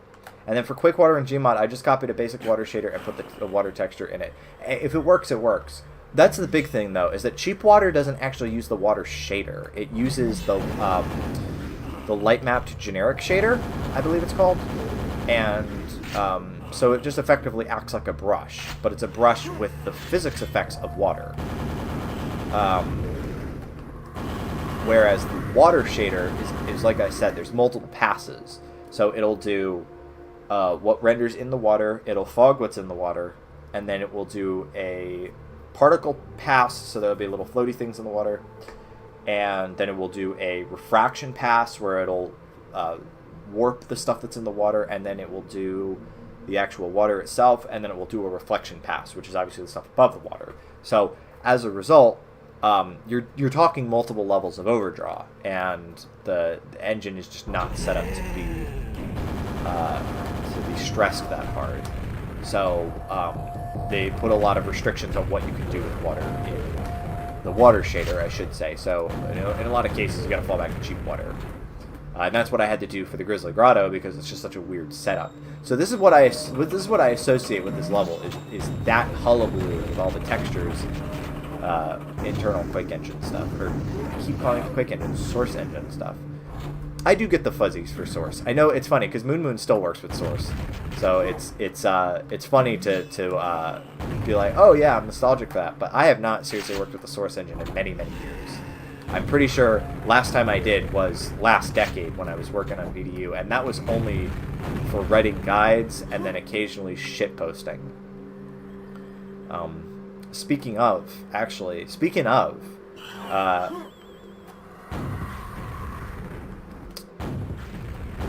ironically, I also associated this map with that. I know, isn't that crazy? But yeah, speaking of, the secret exit is on this level. I don't think I'm going to play through Ziggurat Vertigo. I could. You know what? Let's do it. Fuck it. You're right. Science isn't about why, it's about why not. Let's do it. Oh, that's right. I gotta press the buttons first. Duh. It's the secret exit. But yeah, speaking of VDU, I still have. I wonder how broken that will be. I'm curious because it's got like the crazy gravity stuff, right? I still have Griff and Jax actually added. Griff is on my public account and Jax is on this account. And of course Moon, who I have on Steam. So I technically have everybody other than Batcat. I don't know where Batcat went. Batcat kind of pulled out even before VDU petered out. And then Felix, I don't know why I stopped talking to Felix, but it's good to hear that he's still around. Oh, why did I do that? It's fine. There's a level select. We'll play it. I promise you we'll play it. Oh, why did I do that, chat? Why did I do that? I wasn't even thinking about it. But yeah, I still talk to Jax occasionally. Jax is trying to get me to do like stuff with like website development as a job. He was encouraging me to do that, which is what his job is. And I honestly, it's still kind of tempting. I would actually really like to. He told me he stopped talking to you, but I won't say more here. Okay, interesting. Yeah, I don't know if that's something you want to put in like private messages or what. I'm not looking to open anything up. I just, you know, I'm wishing him well. It was good times. That's kind of my opinion. There's very few people who I've ever known that I like genuinely don't like, and it's not like I hold anything against him. It's just I would not want to talk to him again. Felix is not one of them. Anyway, but yeah. So where was I going with this?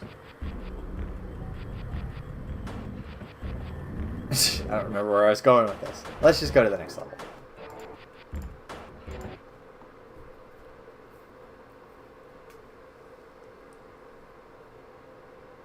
Yeah, so Jax.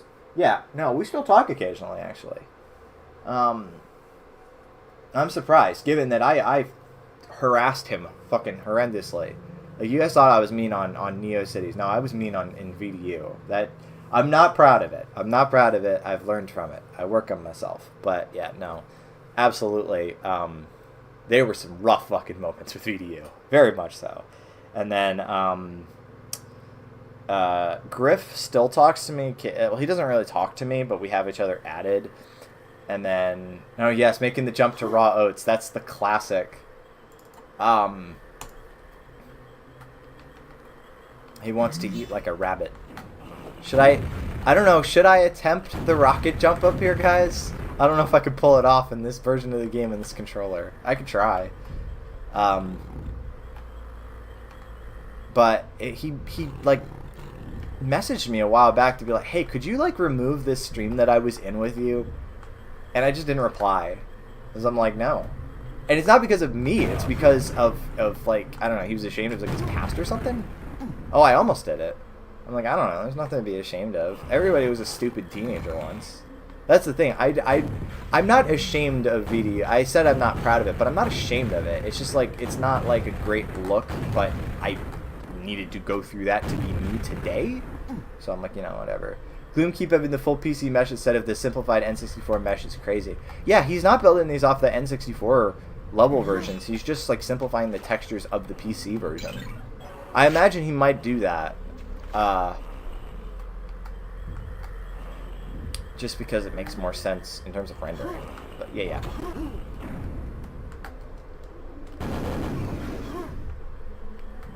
I will do the rocket jump up to the end of the level because you can skip most of this, and I've never liked this level. I was happy to skip it. You know?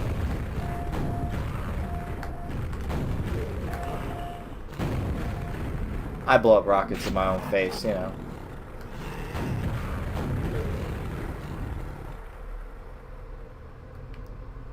This tends to be the only part of the level that I complete this right here. So I go over here, and this lets you play the ending early. I think it's okay, but I'm not crazy about it. Yeah, no, I mean, it's not like a horrible level or anything, but the fact that you can rocket jump and skip most of it makes me very happy. I think oh, I'm not going to be able to make that secret because there's no run button. Oh, no. Oh, that's so sad, chat. Oh, there is monster infighting. That's cool. They had to cut that out of the 32X version of Doom. Oh, man. That's hugely disappointing. That's so sad. I'm going to try it a couple more times. Oh. I'm going to try it a couple more times. I made it over there once. Maybe I'll do a strafe run. Maybe if I strafe run. Okay, yeah, no. Alright, let's try that. Fuck. Gotta do it at an angle.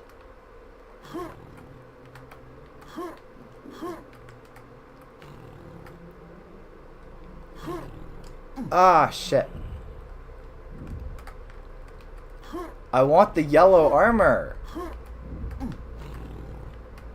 By the way, guys, this is a very, very old hardcore parkour. This is a very, very old trick. In like old school FPS games. Yeah, yeah, we did it. Hells yes. So this is that's an old school trick. It's called strafe running. So what you can do is you are limited in your forward momentum, but strafing does not just move you sideways. It actually acts like an additional speed boost. So one of the things that gets most associated with shooters of the 90s, I know Turok has it, GoldenEye has it, Quake has it, is you can actually run at an angle, like Naruto run, but to the side basically, and it does get you further. Watch. If I try to... Hold on, I gotta take care of this guy. There we go. Okay. If you just try to... You saw me. If you try to jump this gap, you can't make it. But if you run at an angle... First try. Like, isn't that neat? Isn't that shit neat? I love it. They had no idea how physics worked back in the 90s. Not a clue. But yeah, once you have the gold key, which the gold key is in this room with the Shambler, you can actually skip the rest of this.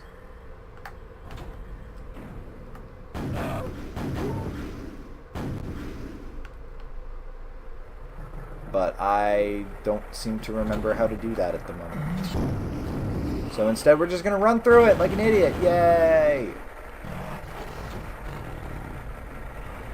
Maybe it's for the best anyway, because, you know, I'm here to show off this port. I'm here to celebrate, chat. I'm here to celebrate.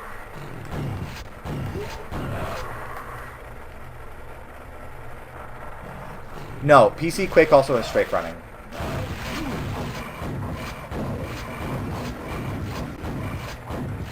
It's not that the speeds are different. It's that them together actually gives you additional speed beyond what you can do with one of them.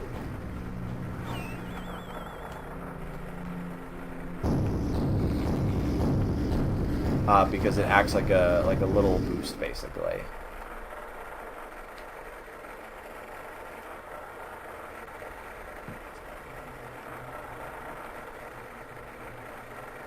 Okay, alright, we did that. Yeah, this is a trip. We are close, by the way. The shareware episode is only 7 levels, and we will do the 8th one as well, just because people wanted to see it. And then I got 2 more things I want to show off. Actually, one that will be very, very quick, and then we will end the stream off with an old favorite of mine, which will be a lot easier to get running. Although it's going to be a weird fucking trip playing it with a DualShock.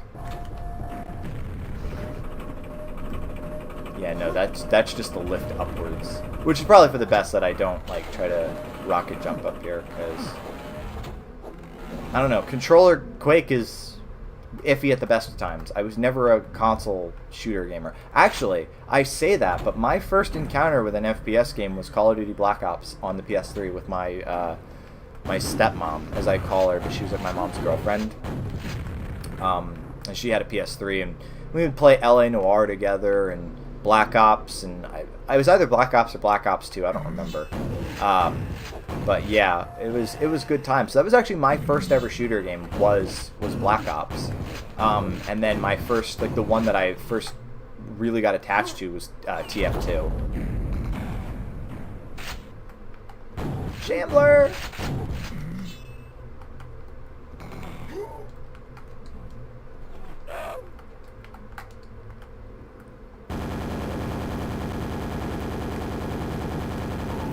Okay, all good. Mine might have been Medal of Honor Rising Sun on the PS2. Never heard of it. Oh, did you see that, guys? You see how it teleported me upwards? Let's try that again.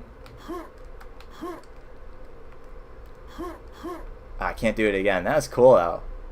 He said on the GitHub page that there was definitely going to be physics bugs like that. So, you know, expect nothing. I tagging along on a walk. We'll be back. If not, happy birthday stream. Happy birthday. Thank you, DCB. I hope to see you back. If not, thanks for tuning in.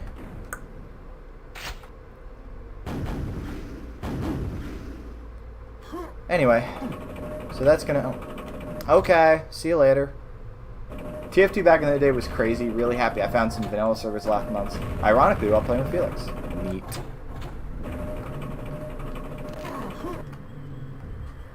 Alrighty. And level complete. Time to get myself another drink.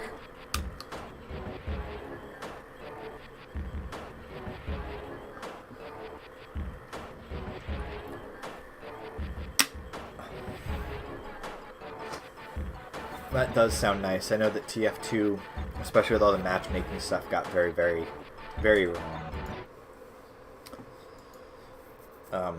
Definitely not like it was when I was last playing it. I haven't played it in a couple years now.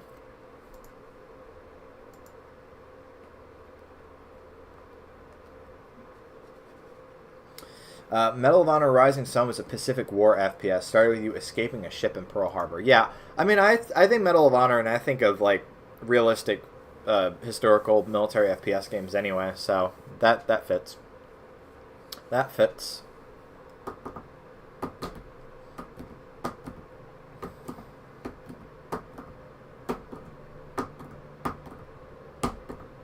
Alrighty, we are on to level 6, which is the door to Catan. Catan? Yucatan?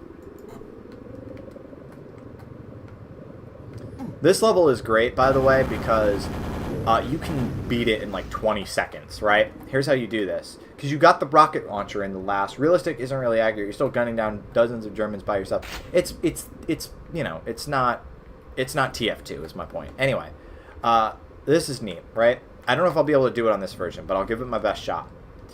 So, you need this key to unlock this door. And normally you're supposed to go around... I get you, just saying. That's fair. Normally you're supposed to go around this big old fucking gauntlet. But if you time it just right, which I'm not going to... Yeah. I knew that. I knew I wasn't going to do that. We'll try it a couple times and then I'll play it the serious way. You can rocket jump over the lava into the key and then just hop right back over. Probably not going to be as successful given that I can't run in this version. Actually, maybe I just won't bother. It is cool, though. It is a neat little trick.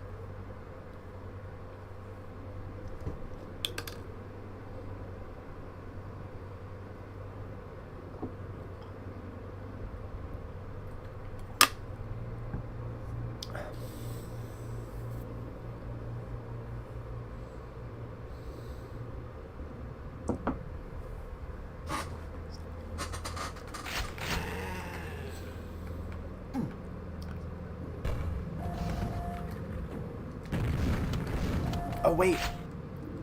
Oh, I don't have any of my other weapons. First Medal of Honor is the PS1. You should try it someday. I should. That sounds good.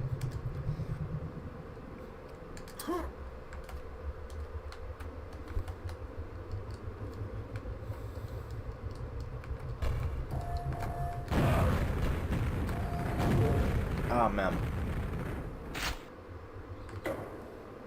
Alright, I guess we're going to play this the legit way. Seriously, some of the graphic, like, distortion is crazy.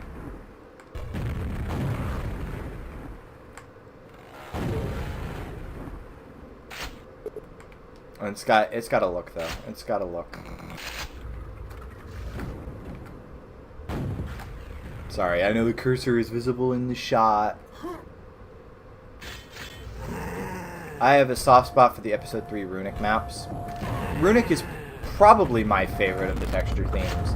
I also like id base when it's used correctly, which I know, like Dimension of the Past, for example. Dimension of the Past had oh shit. How the fuck do I get through this? Oh shit. There's like buttons up there, right? Well, been nice knowing you, chap.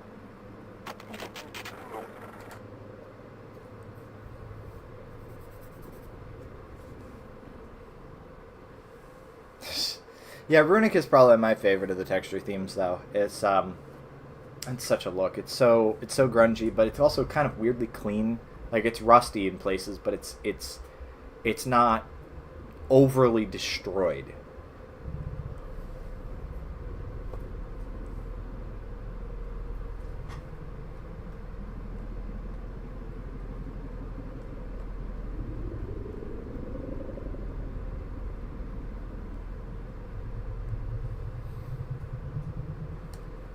Fits very well with the blocky geometry, definitely.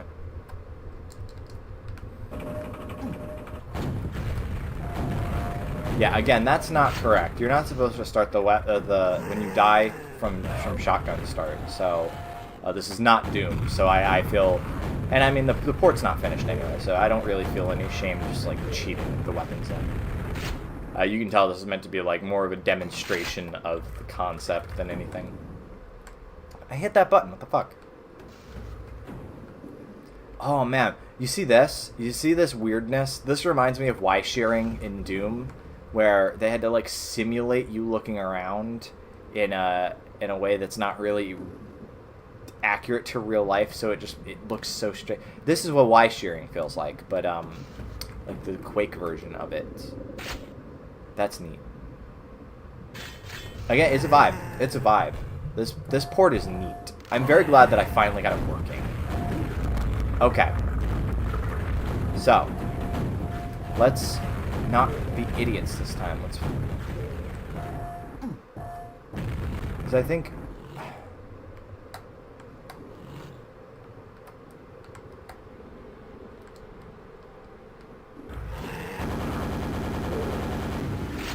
Is it like a button up there?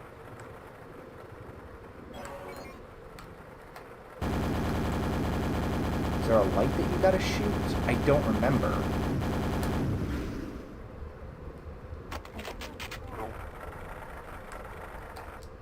I do not remember. I didn't expect to have to look up how to do something for Quake, but let me go check that real quick.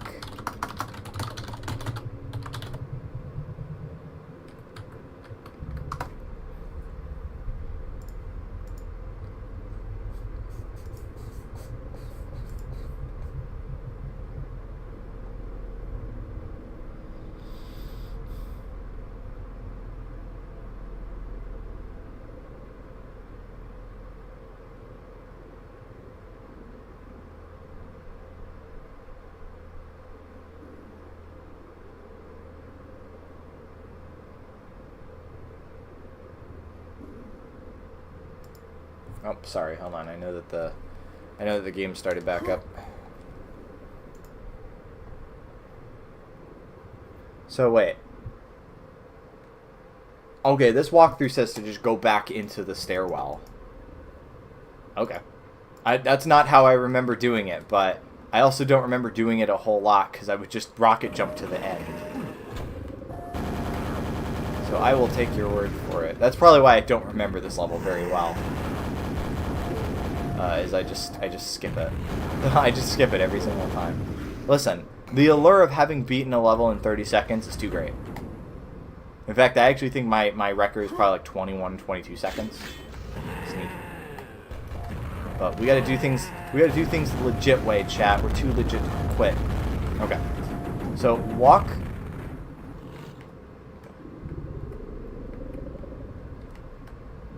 Hello? Am I stupid? Hold on. Okay, sorry, that was different. That's a different part of the level. Be fast. Kill the ogre as the wall opens up and pushes him out of the left. This opens a door to the right. Be sure to collect 100. So the ogre is what I have to do. But I killed him and the door didn't open. Look, the door didn't open. Pros.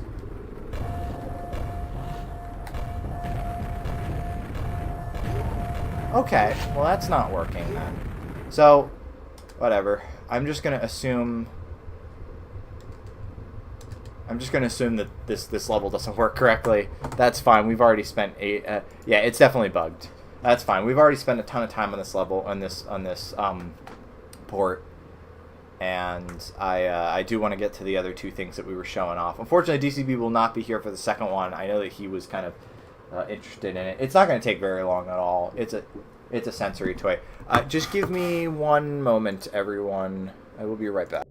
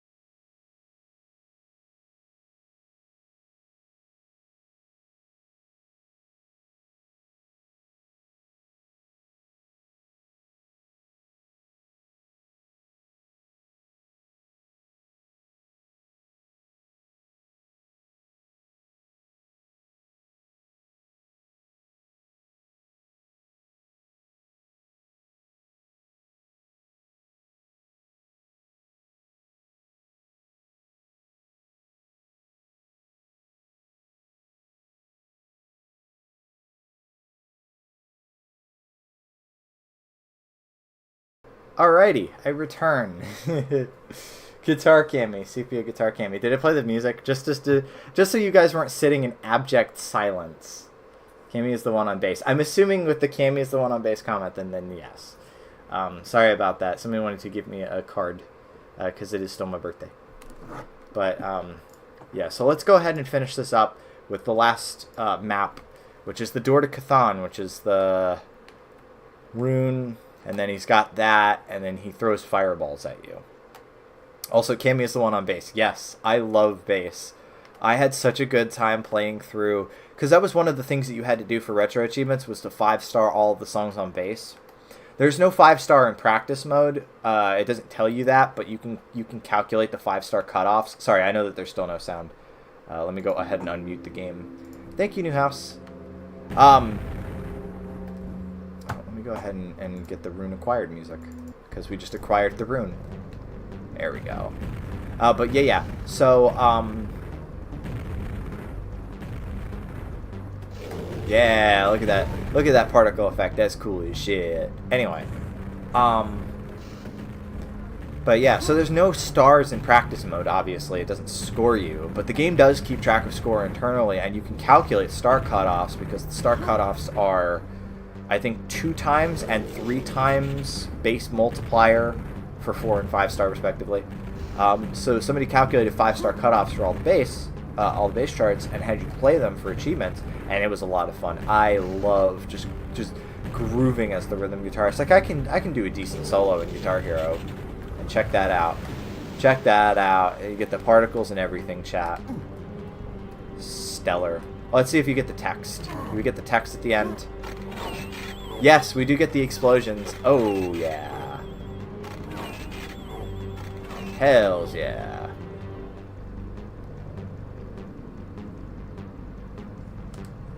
GG. That's it. That's all you get for text. GG. Oh, that's awesome. Dude, this port is cool as shit. Listen, it's super rough around the edges, but this port, phenomenal. Very, very fun and very satisfying, and just cool. Just cool that somebody is finally making Quake for the PlayStation happen, you know. I've always thought that Quake for the PlayStation should happen, and someone finally is. And even if it's rough, it is Quake for the PlayStation, and it's crunchy, and it's run in native res, and it's awesome. So I will quickly switch over back to the browser, so that way you guys can see because I forgot to show off the GitHub. So if you're looking for where you can actually find this to download, I will have a link to it. Transitioning now. There you go. So you can find it over at Fugus Quake PSX GitHub. This is an experimental port of the original Quake to the PlayStation.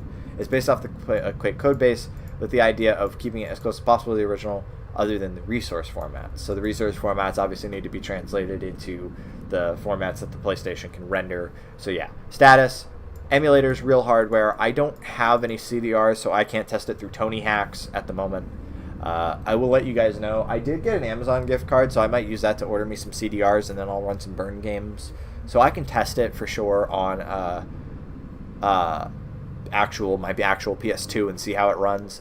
You can see how he says mind-blowing frame rates of 15 FPS on average. It felt pretty smooth to me, to be honest. I mean, it's 90s FPS games are never 60 FPS. It's fine. It's used.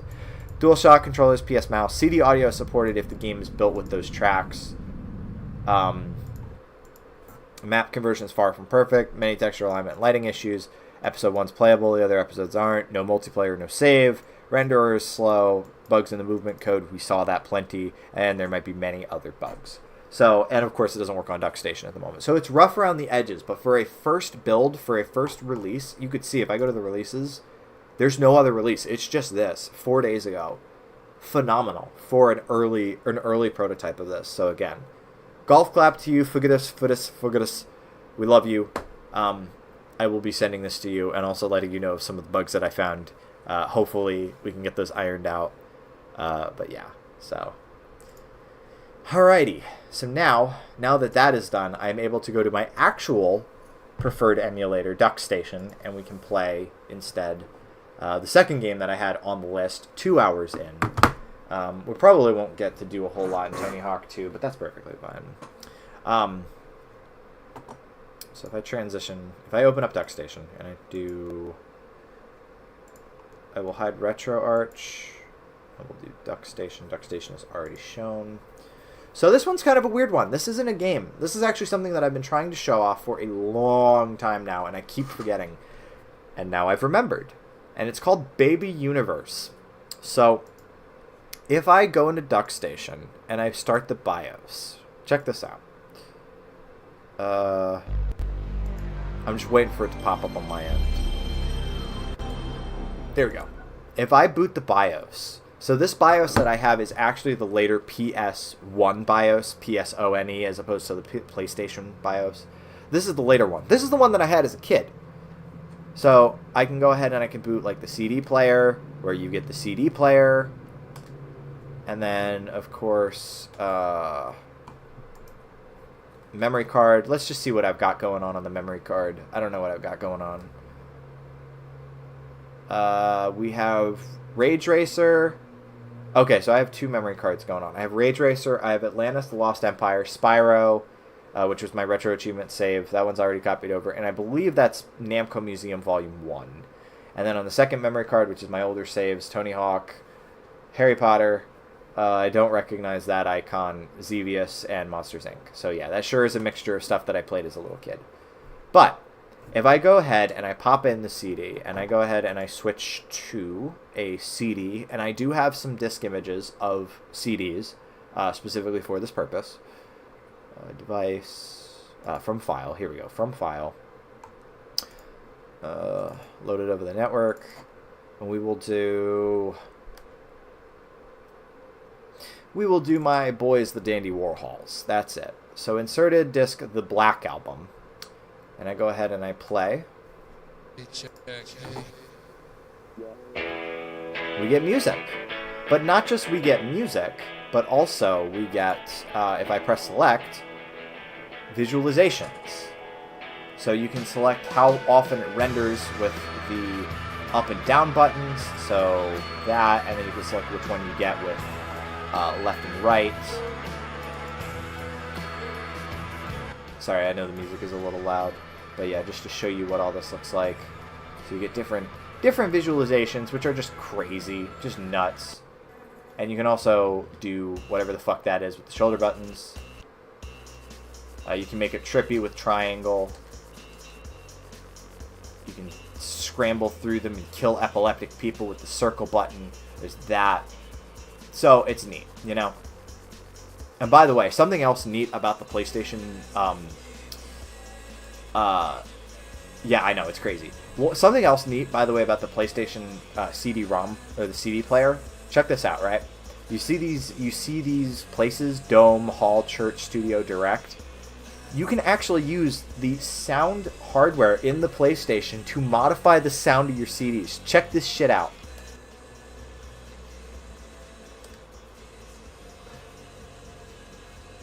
That is using the actual reverberation effects in the PlayStation to modify the sound of the music. It's so bizarre, and it's so funny, because this is the kind of stuff I would have played with as a little kid, because my PS2 was my CD player for a long time. And then you also have your programming options. You have your repeat, so you can repeat tracks. You can program it to play different tracks. I do notice that we are currently on track 4.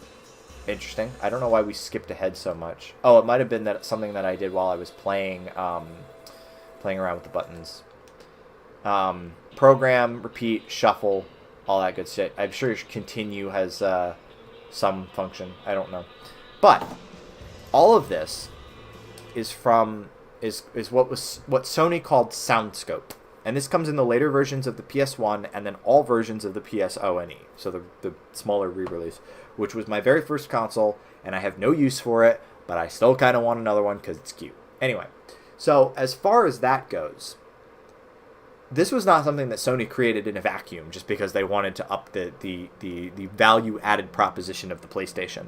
This is actually based on a real game. This is a game that you could buy. My friends, ladies and gentlemen, I want to welcome you to Baby Universe.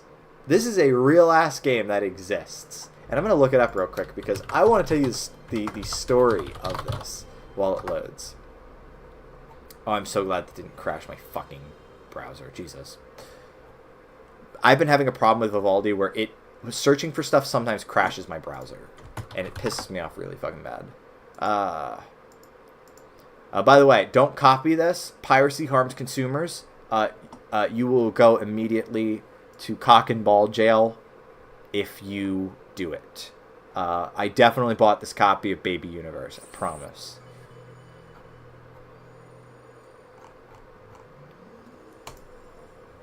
I could have swore there was a name for it. There was a specific guy who was involved in it. You know what? Screw it. Let's just have a play, chat. 3D Kaleidoscope, Baby Universe. Fumaya Fuji.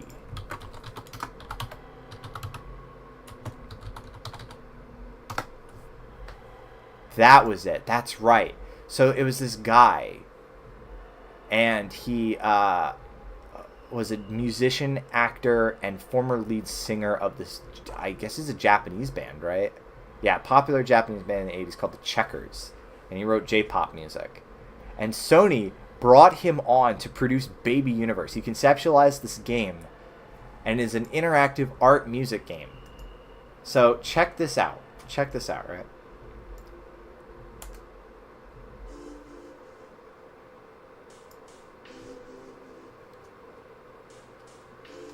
What you saw as far as text goes is all you're going to get. There's no text from here on out. So what you really want to be doing at this point is to pop the lid of your PlayStation and give it a CD. We're going to continue with the Dandy Warhol's Black Album because it is a good-ass album and I happen to have a copy of it. This game has no achievements. Yeah, I wonder why. Booba game for PS2. I'm so glad you said it because it literally is just a sensory toy. You might hear some echo from my speaker. I need to monitor so I know what's going on. Deal with it. So you just press buttons and you can see that I'm switching between. I don't know what the fuck I'm doing. I'm just switching between stuff. So it's like VibRibbon with no actual gameplay. Kind of. It kind of is like the VibRibbon auto mode, but like... Now... If you press select, it pauses it. And if you press play, or start, it brings up this menu. None of these are explained. But we'll go through them in order. So we've got this nucleus looking one.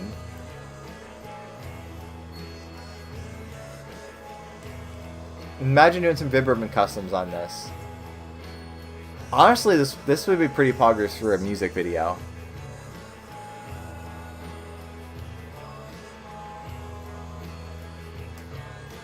There's no text from here on out, I promise you. What you see is what I see. I don't know what the fuck I'm doing.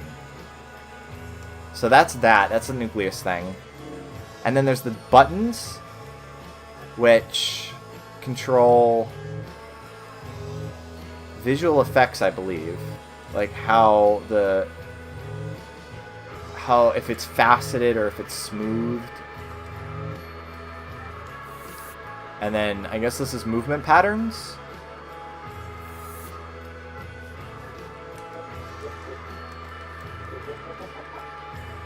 I don't know what the hell that does.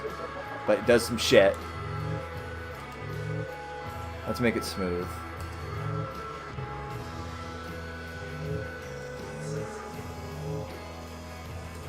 Yeah, that'll work.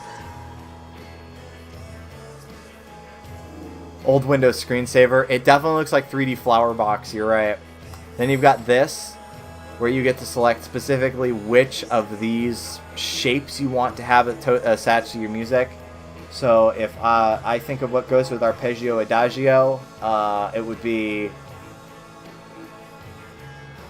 would probably be rings.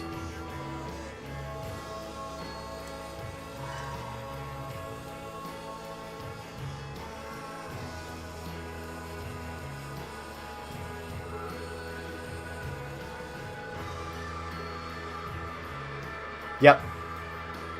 That's what that does. And then we have this, which you might recognize. You might recognize it. This is the soundscope portion that Sony pilfered for the PlayStation BIOS. And yes, you can cycle through it left and right. You can choose how quickly it updates with up and down. And then you can also make it trippy with triangle. Or no, you can't. That actually brings up some text. And this is a European game. This did not come out in the US, so we're running at 50 FPS right now. Color change with R2. Trippy is R1, and it only lasts as long as you hold down the button. Neat. You get some meters with L2 and R2. Or L1 and L2. X pauses. Oh, X actually... I guess it goes back? Okay, it's definitely going back in the track list. That's Twist. This is Minnesota, I think. Yep. Where's something that fits Minnesota? I think that fits. That's nice.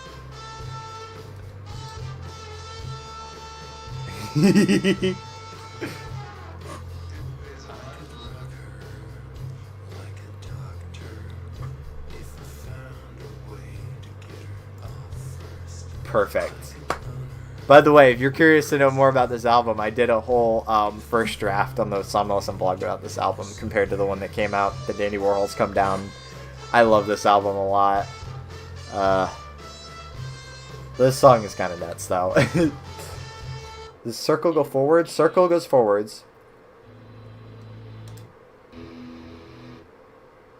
Where's Good Morning? Here's Good Morning. Yeah, we'll do that one. Square doesn't seem to do anything. Triangle brings up the text. Oh, square changes the repeat mode. So repeat 1 doesn't repeat. Repeat all obviously repeats the album. And then shuffle shuffles.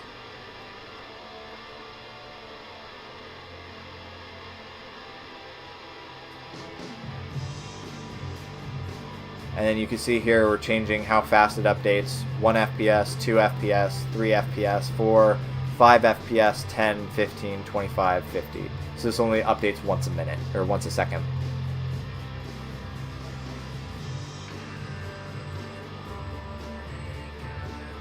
And then, yeah, that changes how crazy the effect is.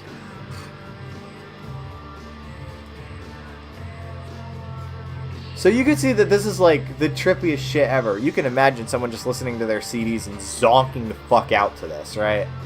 I should burn this. I should burn a copy of this. I don't want to burn out my PS2 laser with it. But boy, this is neat. I could watch this. I could watch this.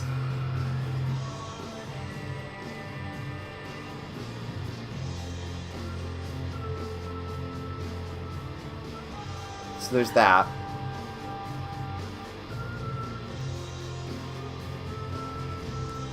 And then there is also this. I don't know if there's any interactivity with this. But this is like the trippiest mode of them all. In fact, I'm going to let that play for a moment while I get another drink.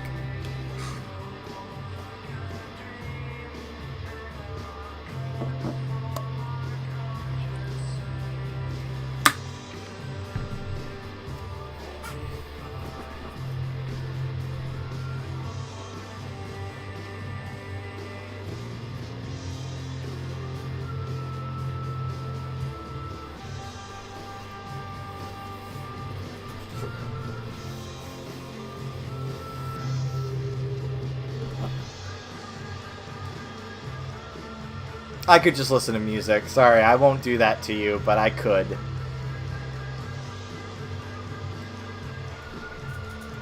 And that's quite literally everything I have to show you as far as Baby Universe goes. It's just like a crazy PS1 sensory toy. Is it not insane that this exists? But it does.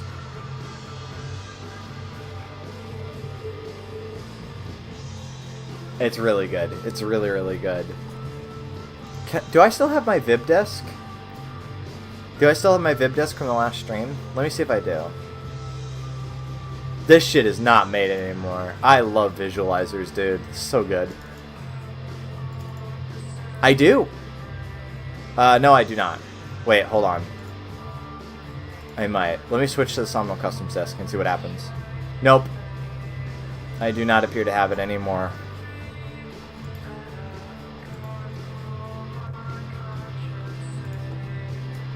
Good morning in my good morning. Nope, I do not. Okay, that's fine. That's fine. You guys get the gist of it.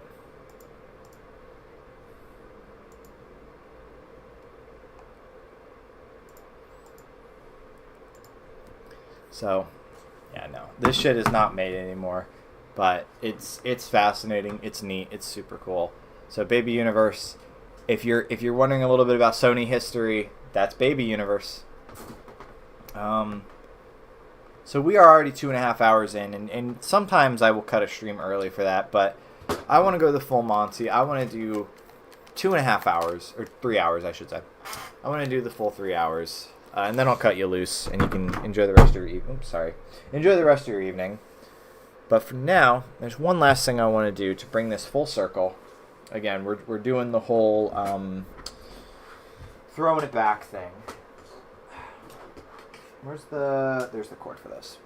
So if I transition back to my browser, and I still have I might have to sneeze in a moment. Hold on.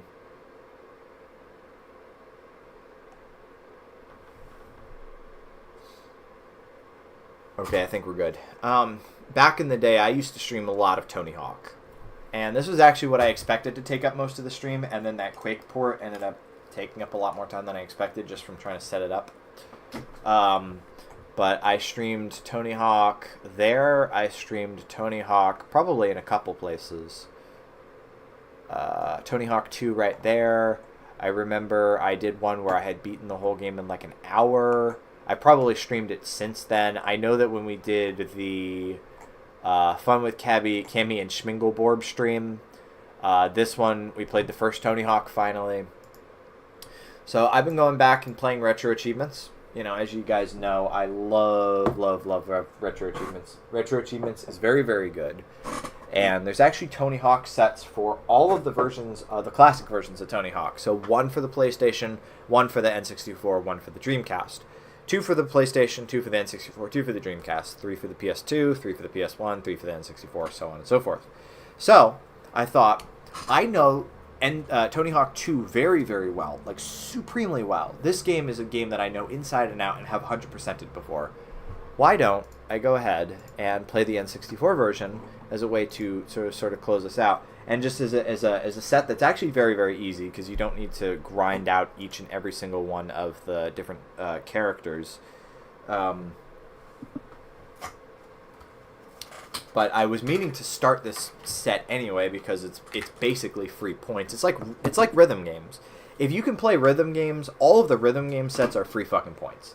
Like, I'm just saying, if you can do really well in rhythm games, it's free real estate. It's a free house for you, Jim.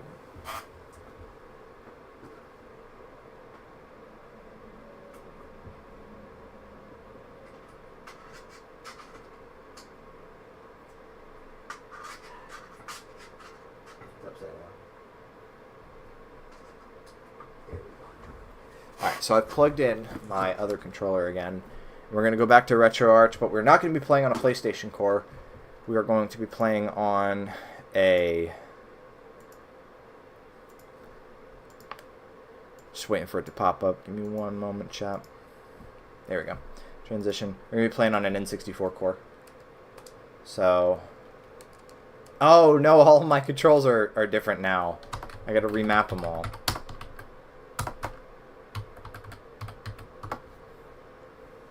At least, again, that's working.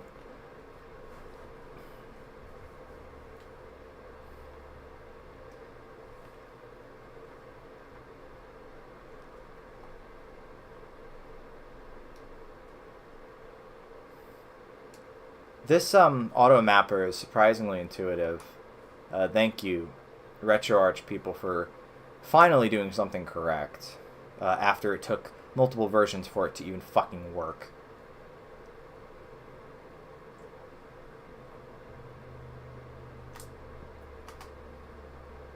Button 6, button 7. I don't got that. Seriously, there's no clickable triggers on this, or clickable analog sticks on this. Alright, there we go. Okay, so go ahead and save that controller profile. So now that that works, load core, Nintendo Mupen 64 Plus, N64, Tony Hawk Pro Skater 2. Talk about throwing it back. I've never played this version. Expansion pack found, if you say so.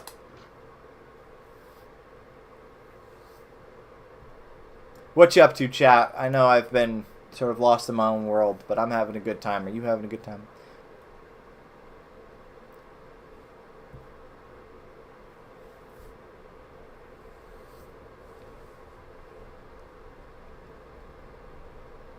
Eating bees in Skyrim. That's why no one's talking, because everybody's too busy playing the Elder Scrolls. Oh my god, look at him go. Video is a bit big. Sorry about that. I'll fix that for you. Oh shit. It's frozen for me. There we go. He's so fast. There we go. Alright, it's working. Hold on, I'll fix it for you. I do see that it's like all fucked up like that. I'm playing Skyrim also. Screen. Okay, sorry about that. Fixed. Fixed, chat. Thanks for letting me know.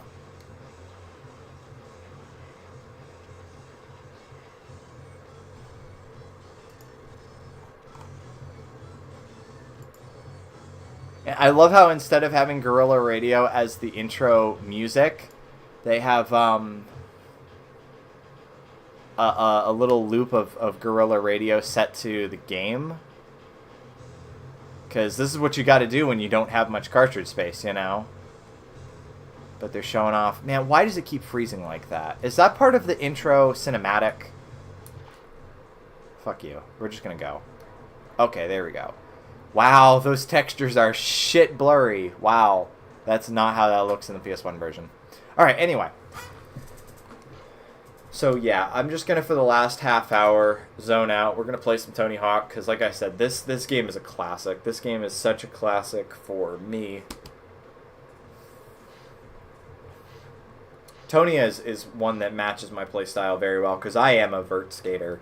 I say that like I've ever skated in my life. But when I want to do tricks and stuff, I do it on vert. I don't really do... Like, you get some all-around skaters, which are neat, but a lot of these guys are street skaters. Which, by the way, at the time that Tony Hawk 1 was being made, street skating was the dominant. Vert skating was basically dead. Nobody wanted to see some dork fucking do a crazy ramp. Everybody wanted to see, like, oh, you went over, like, a 18 staircase. That's what they wanted to see. You know? So vert skating was basically dead, and then Tony Hawk landed the 900 at the X Games, and then all of a sudden Tony Hawk 1 comes out, and, you know, now vert skating is huge, Tony Hawk is huge, skateboarding is huge, and everything is all right in the world. So we're going to play through Tony. And by the way, you get two different styles. You don't even have to unlock this guy. So you get blue shirt, and you get red shirt. Red shirt with helmet. That's important. Gotta protect the noggin, chat. Man, where's DCB? We're gonna literally be playing a level that's set in Montana? MN is Minnesota. I thought this level took place in Minnesota. What do you mean Montana? Tony Hawk owns 2 shirts. Such is life. Oh god. How do you do the tricks? How do you do tricks? How do you do grinds?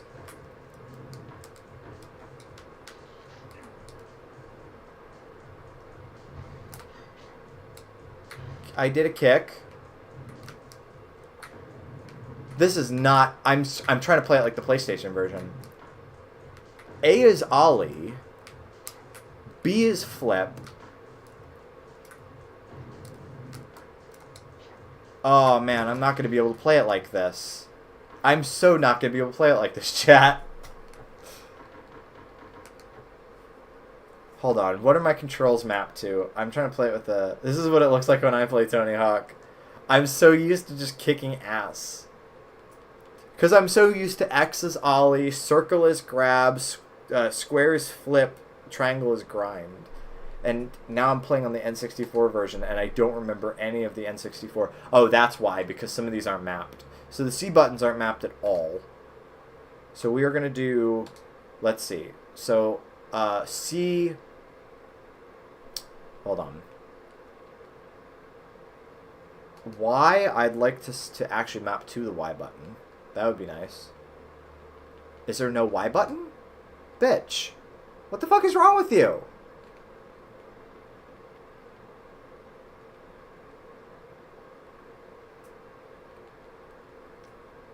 I gave you my controller. Please respond. Alright, let's try that. Oh man, you guys are getting a crash course in why I do not like RetroArch tonight. You guys saw that, right? Like the like I did map those buttons. Yeah, those are mapped. A, B, X, and Y, they're mapped. But then why don't they show up in the core? I don't this is why I don't use RetroArch anymore. We're just gonna switch over to my standalone emulator, I think. Because my standalone emulator is just so much better. I much prefer using standalone emulators than RetroArch, but a lot of standalone emulators don't have achievement support. Thankfully, the N64 is one of the ones that do. So we're just going to emulators, RAP64, that would be the one, which is RA's version of Project 64. Can't access retro achievements. Status code 403. Well, that's because you don't have my new login information, right? Options, settings.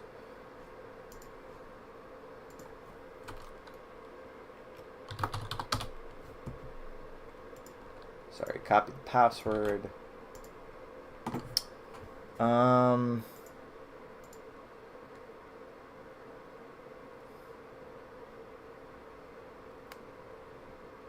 How do I log in? What is open all? Oh, that's development tools. I don't want to do that. How do I log in? Where's... It's not in settings. Oh man, this reminds me of the bad old days of emulators when we had to use plugins for everything. Man. Yeah, I don't miss that at all. I used to use EPSXE back in the day. I don't miss that shit at all. Plugins used to make sense when, like, developers didn't really understand what they were doing, but these days they do, so. Leaderboards are now disabled. That boots Tony Hawk 3.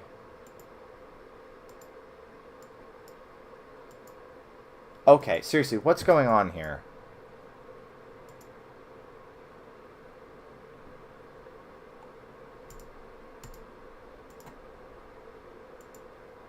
I'm so confused. That's overlay settings. I don't want that. Is there something I'm missing here? Sorry, I know you guys can't see anything. I will fix it in just a moment. But I'm trying to figure out where I set my retro achievement stuff. Is there an ini file I can just delete? Yeah, here's a config file. Fuck that. Delete that.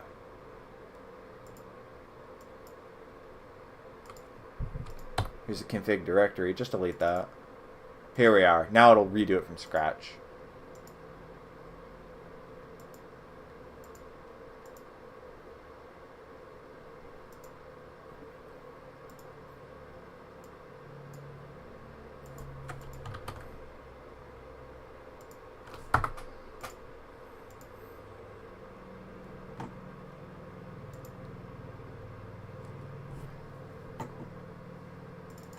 Oh, RA prefs rap 64. Is this where I paste in my username and password? Okay. What do you want for my token, though?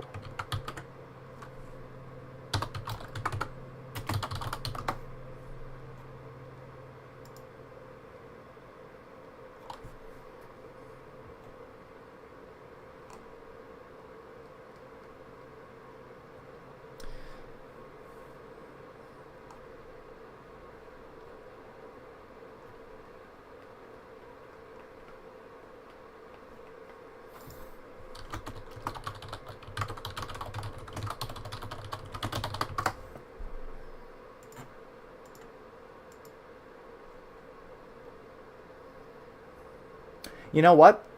Fuck it. We're not going to be doing that. What we're going to be doing is something that I know will work and something that I don't have to think about. Because at this point, I'm tired of just like sitting in silence and making you guys wait. And I'm sorry about that. I don't try to have this many technical difficulties on stream, but sometimes it happens. So what we're going to be doing instead is I'm going to go back in Duck Station and we're going to be playing some Tony Hawk betas. Yeah, I think that's a much, much better idea. Because I just don't feel like setting this up right now. So let's go ahead and Duck Station. I disassembled my controller like a week ago in hopes of fixing one of the buttons to make it more tactile, but I just made it worse. That's what I did to my Sega Genesis controller, so I know your pain. So this one is really, really funky. I'm going to start out with probably the most interesting one of the lot. Sources, Duck Station. Hey, there we go. All right, we're live. Okay, got this all fixed. And I know it's probably a little bit loud, so I will turn that down, turn that up for you guys. All right, we're going to do something a little bit more interesting than just playing Tony Hawk 2. Because, again, I cannot get this emulator set up. I'm not going to have you guys sitting in silence. We're just going to play some Tony Hawk betas, right? So I've got a couple betas sitting around here. The first one being, I don't know where this comes from, but this is an early development version of the first Tony Hawk. This is notorious. Oh, shit. The technical achievements keep following me. Sorry. Shit.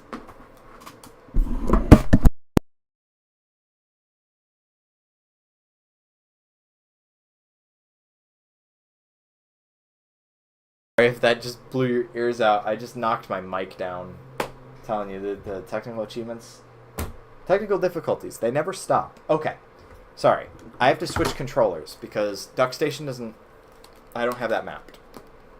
So, let me grab my actual... that. This is so sad. Chat, is it the end of my streaming career? Give it to me straight. Give it to me straight, long, and hard. Is this the end? Is this the end?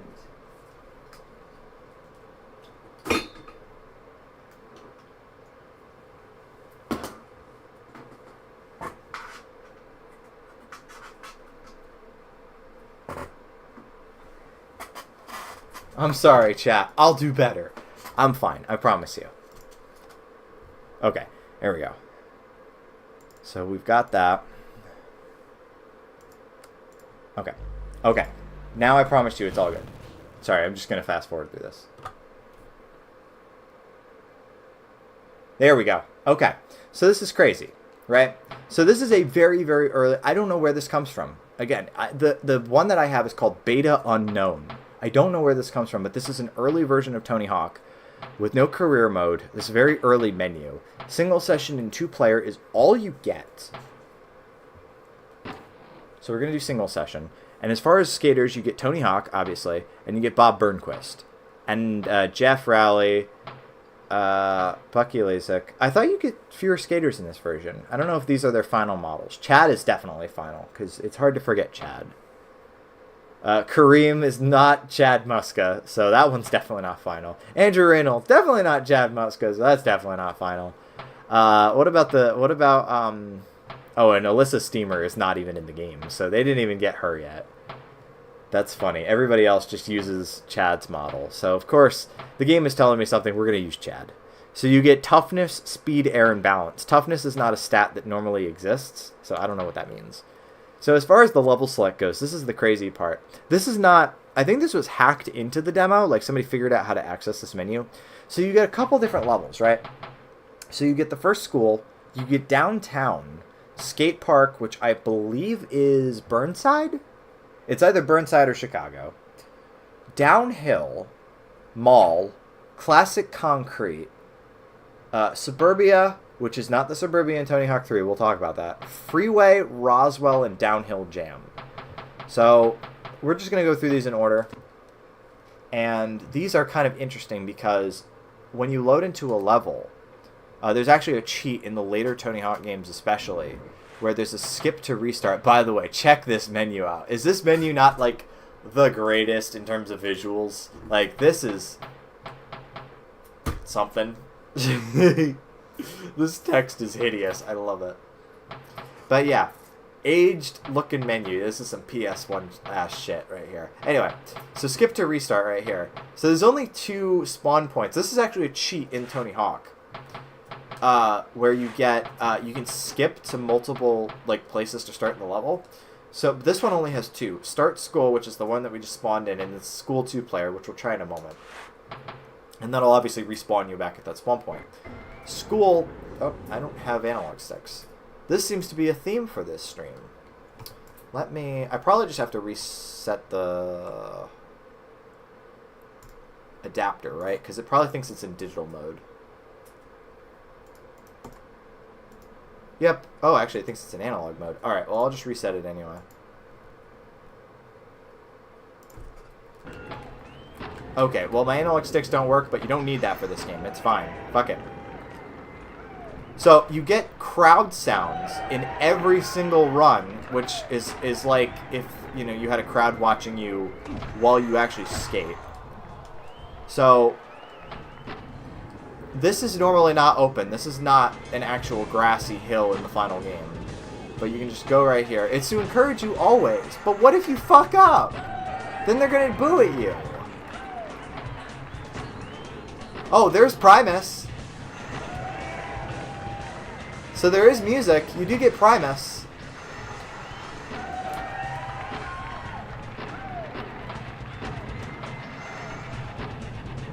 I do like that this wall is just like, it's not graffiti in this version. It's just textures for skating videos. And then we've got 411vm.com being advertised right there, which 411vm, I believe they're skating equipment.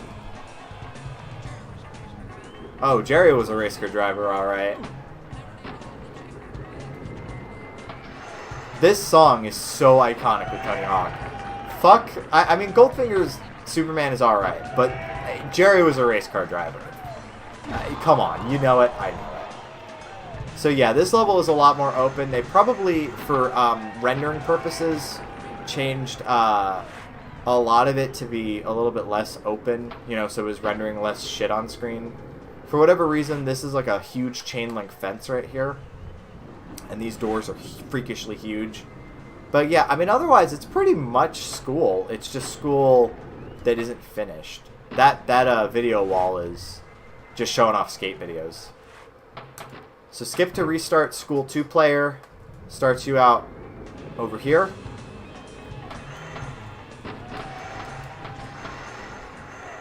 Oh yeah. I meant to do that. And you also glow, which is not something that happens in the final game. You do not glow in the final game. Just saying.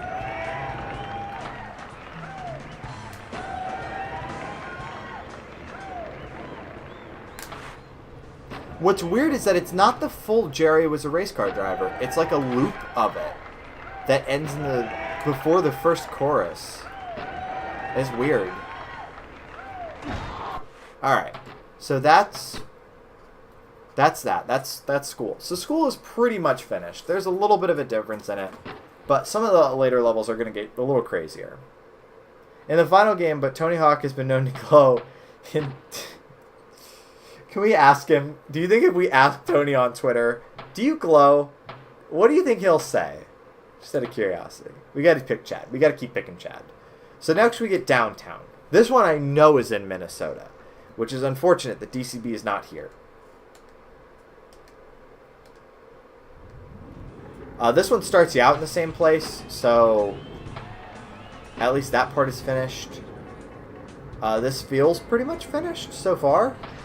There's no goals, by the way. There's no goals in any of this. Oh, there's a K. There's letters.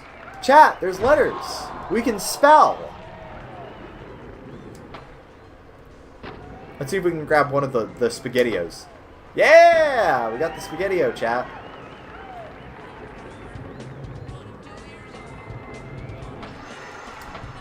Oh, that's the end of the fucking third verse. What are they doing with Jerry was a race car driver, dude?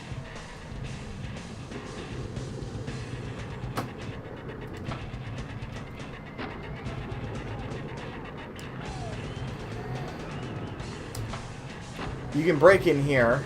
There's no rail in the middle of here, and you can just phase right through the ceiling, which is not something you can do in the final game. Which is kind of neat. Glass windows through here. You can get on the roof still. It's funny, because for a long time, this was the Tony Hawk game that I played, and now going back to it, I'm like, man, this feels like fucking Stone Age shit. This is so, like... Tape! Tape! Did I break the sign and the sign started spinning? Oh, the sign's gone. Rip. But tape! Guys, we got a tape!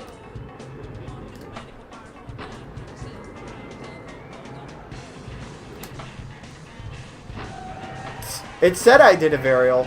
You wouldn't know by the fucking animation. So yeah, there's some goals in here, but for whatever reason, there's no career mode. Just that the goals appear in a special skate or the single session. As far as skip to restart goes, we actually got a couple of them. So we got the start. We got office. Where does office start you out? Oh, over here. This is like in the big north of the level. It's crazy.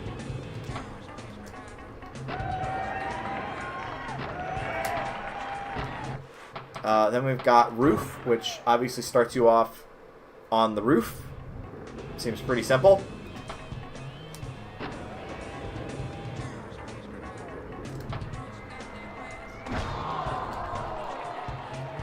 He doesn't get up, by the way. He just teleports back up.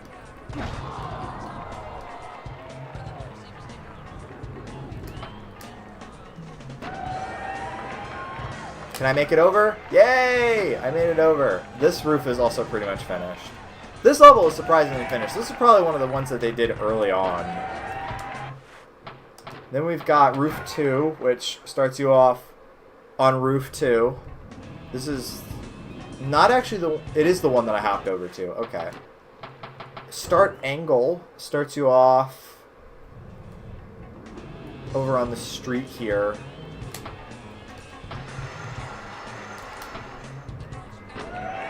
Neat. Park, I assume that starts you off over by the fountain. Yep. And then the two-player obviously starts you off where a two-player is, which is the fountain. So that's downtown, which is, again, surprisingly finished. Again, you're going to find some later ones that are just not... are fucking weird. We haven't gotten to the weird stuff yet, but I'm just rambling.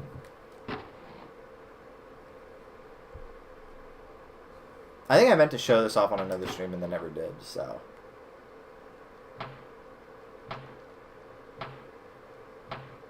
Chad.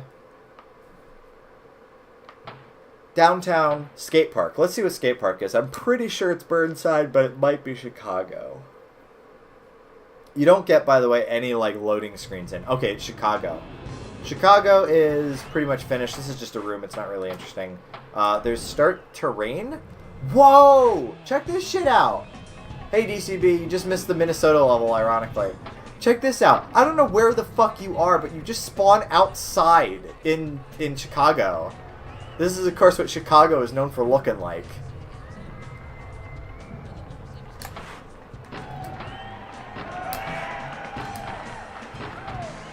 Can you hop off? Chicago after the bombs. It's got oil slicks. Hell yeah. It's got chain link fence on the floor. By the way, you cannot hop off. So, you know.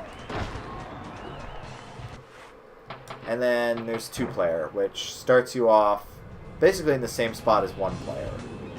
Just a little bit off to the side. That's cool. That part is not accessible in the final game, obviously. Alright, let's start doing some some fast forwardy stuff. So next we get downhill, which downhill is not downhill jam. This is where it starts to get weird. Downhill is not downhill jam, which is a level in the final game. This is a completely unused downhill level in Tony Hawk. This is not in the game. This is not in the final game at all. The whole point of it is that you're going downhill and collecting tapes. That's it. That's the whole point of this level. There's basically nothing except a bunch of jumps. This looks sci-fi as fuck. This is weird. It's not meant to be a real place, I don't think. It just exists.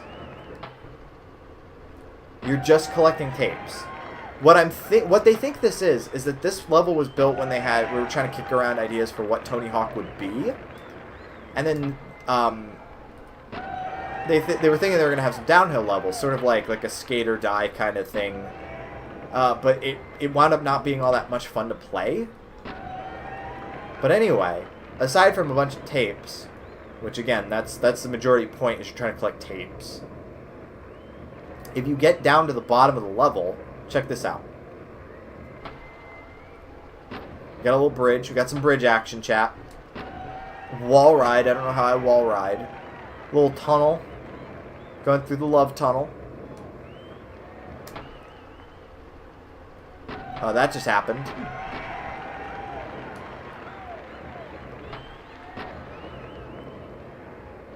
This level is long as fuck. I think this might have also been a test level of some capacity. Whoa! What the fuck just happened to the camera? Did you see that? I, became first person for a bit. And then it knocked me backwards.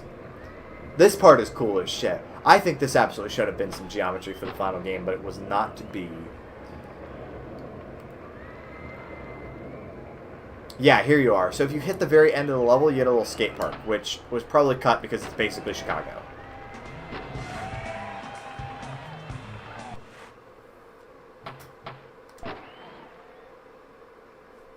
So what's interesting also is that when you finish a level, you get replay and then replay highlights. Replay highlights, if I remember, crashes the game. Oh, it's not. Oh, it just shows you the successful tricks.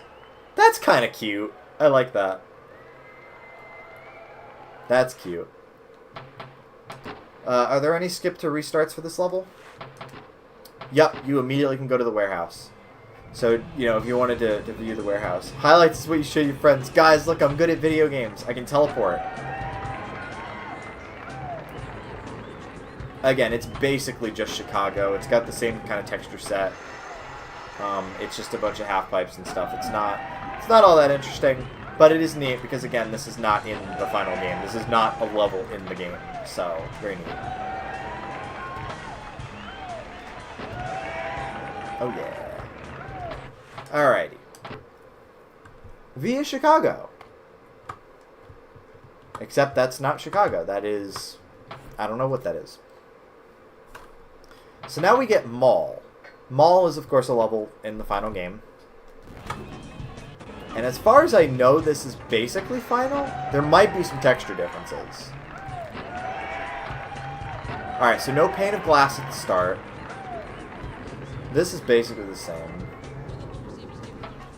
I don't think that those... What does that say, Spencer?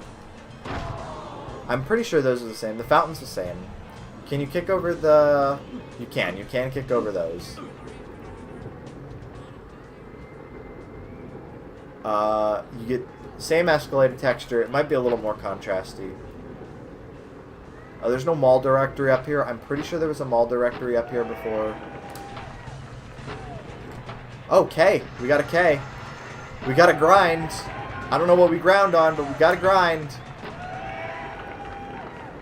These are where cars would be, but instead it's just sign up here to win a roach.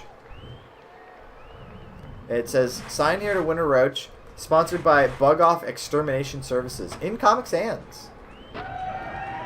This is different. There's no elevators in this part. So yeah, there's a bunch of little differences, but it doesn't really affect the layout of the level.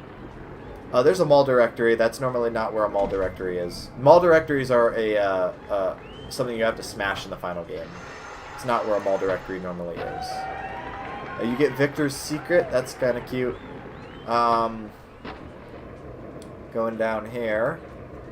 Do we get the bookstore? Gape. We get a store that says Gape. I can't maneuver the camera in this version, or else I would.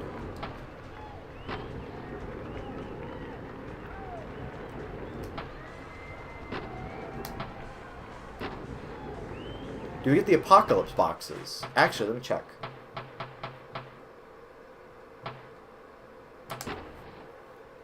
So we get slope. What is slope? Slope immediately starts you halfway through the level. I gotta see if we have the apocalypse boxes. If you don't know, Neversoft's first game was not Tony Hawk, but a game called Apocalypse, which starred, I'm not kidding, Bruce Willis. They got Bruce Willis. And then Bruce Willis on a skateboard for Tony. Oh, okay. Well, I guess that's the end of that, chat. That's just where the sidewalk ends. But yeah, Bruce Willis on a skateboard was what they brought to Tony to be like, hey, are you interested in like our wait, Apocalypse was a movie? I didn't know that. I thought it was just like a game.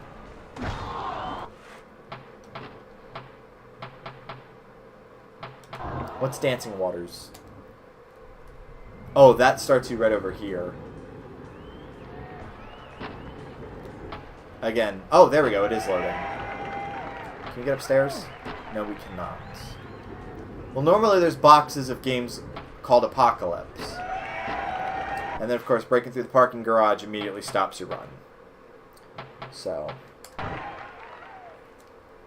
It's not a movie? No, I think it was just a game, and I think they just got Bruce Willis to do Bruce Willis. It's pretty crazy. Yeah, we got the fast plan. Alright, so there's no Apocalypse boxes. There's just a mall directory up there. That's neat. That's neat. So mall has some differences. Nothing too dramatic, but it's got some differences. Skipping to Chad. Classic concrete crashes the game. Can't play it. I'll even try it. But it crashes the game. See, game is crashed. So. Unfortunately, I mean, that's the one I wanted to know the most. What the fuck does classic concrete mean? But I guess we'll never know. Suburbia is next. Suburbia.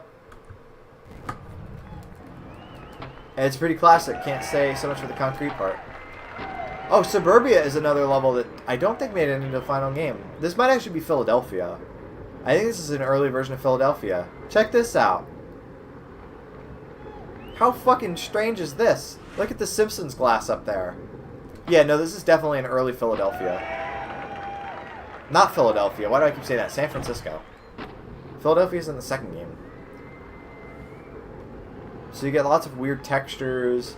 It's very unfinished. You get the streets, but there's no hippie bus. And if you can't get hit by a hippie bus, what's the point of life? You know? So, there's that.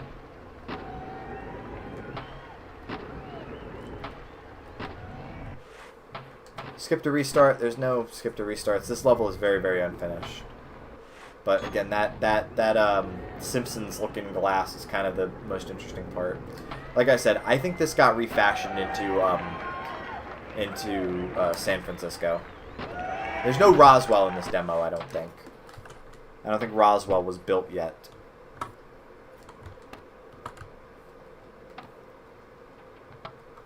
Chad. Oh, Roswell is right there. What the fuck am I saying? Okay, hold on. Freeway. Freeway is interesting because it's literally just this little test patch. Check this out. This is all you get for Freeway. It's just like this little patch of road. And that's it. You can go down here, and there's some broken freeway. And then there's this as well, which is down here. But the crazy part is that the physics are all fucked up. And I think there's a part where you can skate sideways. Yeah. Yeah, look at that. That's funky. Freeway's always under construction. But yeah, otherwise, it's just like this little patch. What the shit? So I assume this was literally just for testing, like, game functionality, and they didn't actually expect this to be, like, a level. But if that's the case, why the fully modeled fucking bulldozer and crane? You know? Like, look, they even have rat logos, like the actual construction equipment company. That's like some impressive level to detail for something that wasn't actually meant to be finished.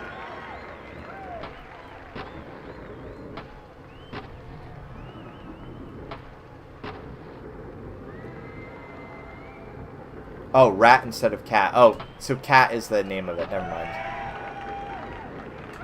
Yeah, so they went through the process of changing the name for something that wasn't even going to be in the final game. That's crazy.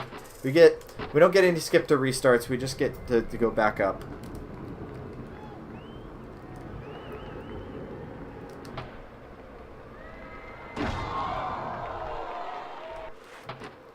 So that's that. By the way, check out the text on the boot up screen. Activision is a registered trademark of Activision. Neversoft is a registered trademark of JCM Production Incorporated. I've never heard of JCM Production Incorporated. But I'm guessing Neversoft wasn't quite Neversoft yet. Alright, 2 more. Roswell. Roswell has no lighting, but otherwise I think is finished. It's peak comedy when they scoot really fast. Thank you. That's my fast forward. Makes it feel like a Kid Icarus video. So yeah, that's my fast forward. There's no lighting in here at all. It's all full bright. But you've got the UFOs.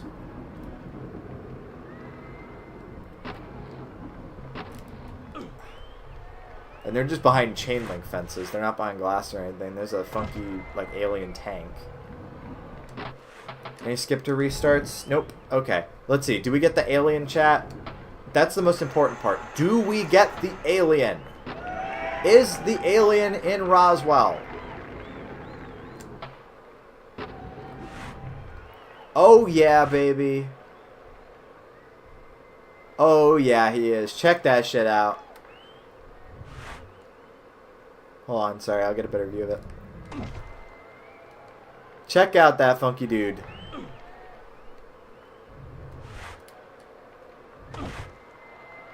Boom. Alien. Little green dude.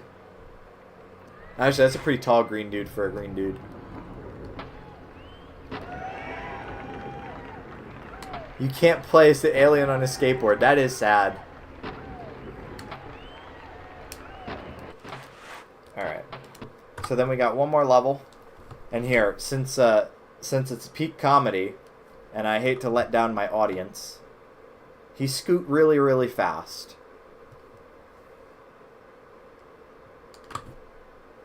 Downhill Jam.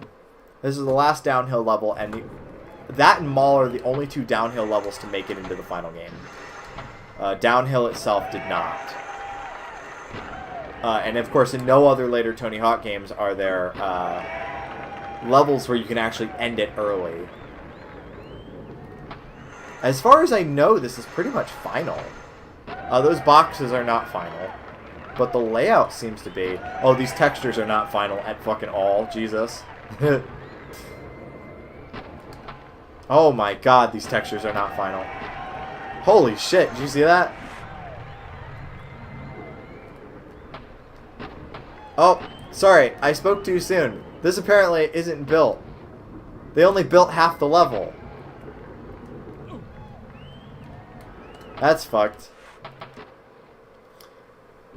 So we get Start Jam 2. Let's try these. That starts you down here. Oh, look, there's the rest of the level. Sometimes the rest of the level just doesn't spawn in. Yeah, otherwise it's pretty much finished. I mean, there's some Z-fighting issues. But otherwise it's finished. I don't think there's any lighting. But, I mean, this level takes place outside anyway, so... What happens if you hop into the water?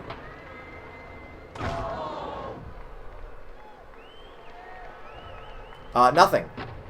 You, in fact, can just bounce off of it like a wall. This is borderline experimental. I can't get back up, by the way. Let's start rail. Starts me off at the rail. Wait, hold on. I gotta see. Can I fuck up and fall into the water here? Oh, it just immediately ends the level. Alright, see you later. He died. See you later. Onto ramp. Oh, that's this rock formation thing.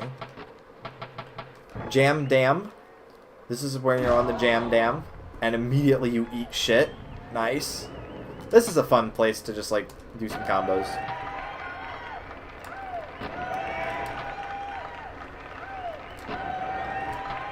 Hells yes. Oops. Can I make it to where the secret tape is?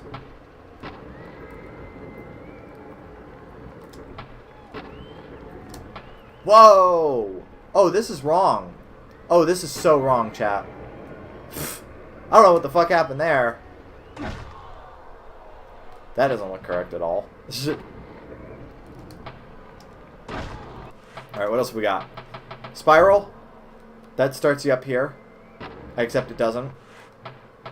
It's 2 in the morning, so I'm gonna have to go. Alright, well thanks for popping in, Moon. I know this stream has kind of gone on a little long. This is probably the last thing I'll play. Maybe I'll try one more demo before, after this, but thanks for popping in. I'll see you next Tuesday. Have a great rest of your evening. Thank you. Alright, let's see. Spiral. Yeah, okay, so if you grind it, you can make it. And that starts you up here. Oh no, I'm falling! Oh, good stream. Not yet, DCD. And then the ending is obviously it spawns you over at the ending. With the dam. Which is just a fucking invisible wall. Missed a bit of context. All good. And then obviously get you to start there. So yeah.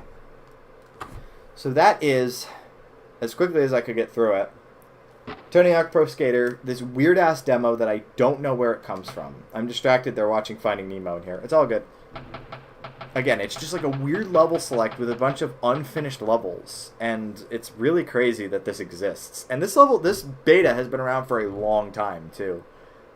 This was actually covered in like a Did You Know Gaming video. So there's one more that I have had sitting around, but I've never played, that I want to try out. And that's it. That's going to be it, because I know I'm already keeping you guys longer than I normally do. Tony Hawk's Pro Skater 2 Beta. And it has the same serial. The serial is, because normally you get this Sony Computer Entertainment US, whatever. Well, it seems like some of these don't use that. They use hashes. So, anyway. Tony Hawk Pro Skater 2 Beta. Let's just see what this is real quick. I've had it sitting around for a rainy day and just never tried it. It boots. It does boot. Sorry, I'm fast forwarding through stuff.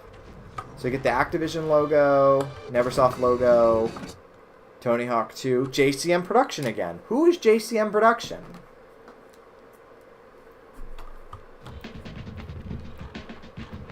Still get the wheel menu, pretty much the same. Multiplayer is kind of funky looking, but pretty much the same. Single session, that's a little different, the loading screen.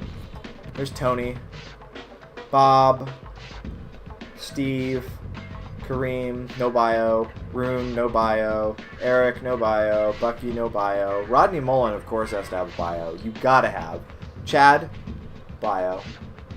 Andrew Reynolds, no bio. Jeff Rowley, no bio. These models are pretty much finished, though. That's kind of neat. Jamie, no bio. Alright, let's just do Tony. What have you got? What levels do we have? Hangar, School, Marseille, New York City, Venice Beach, Skate Street, Philly, Bullring, and then... Interesting. These videos look a little bit different. Let's just do the hangar. See if there's any differences on a hangar. If there's not, then we'll probably just go out there for the night.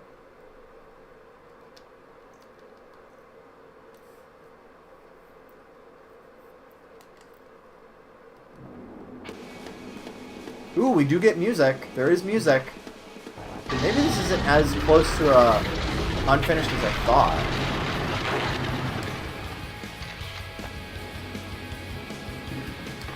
Huh. Oops. No cigar. Awesome.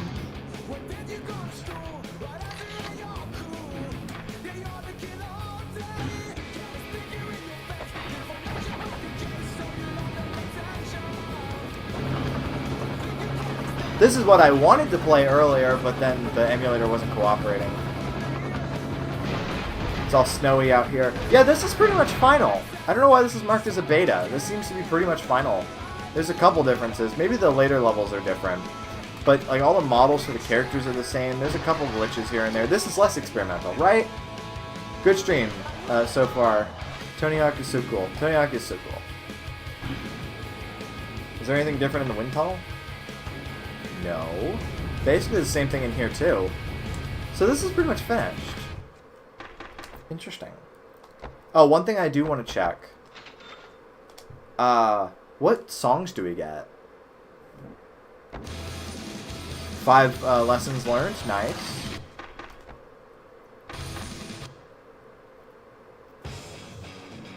Gorilla Radio. Gotta.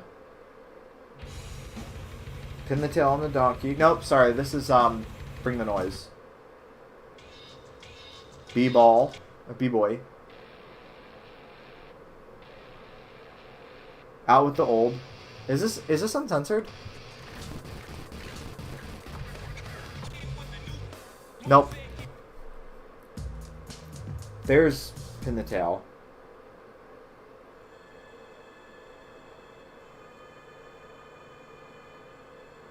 Oh, what is this?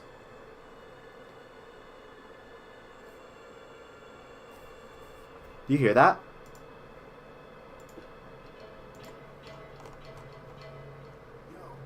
Oh! It's an early intro for Subculture. Where are my Amplitude fans at?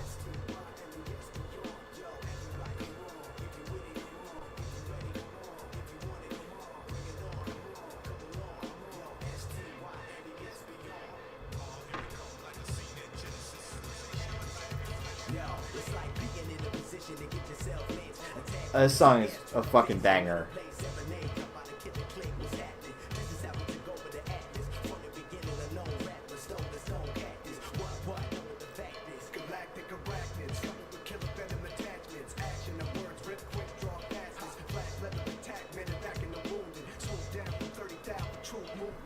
Actually, I think I'm going to use this as intro music. So, I know that this stream was kind of a little bit more experimental than it normally is, but I do want to thank you guys for being patient, having fun, using me as background noise while you play your games. And we will be back to more normal stuff next week. I've just been, again, doofing around because it's my birthday. Very fun to play through all this stuff. And I don't know, maybe I'll play through this Tony Hawk 2 build and see if there's any major differences. I don't even know where I got it from, to be perfectly honest. It might have been a Myriant special. But yeah, thanks for showing up, everybody. I'm just going to use this as outro music, I think. And like I said, next week we will be doing something a little bit more normal. We'll be back to Jak and Daxter. Thank you for all the happy birthday wishes. I am 26 now, officially, and it feels good. So, thanks, guys. I will see you next week. Love you. Enjoy the rest of your evening, and enjoy the rest of your week. Bye!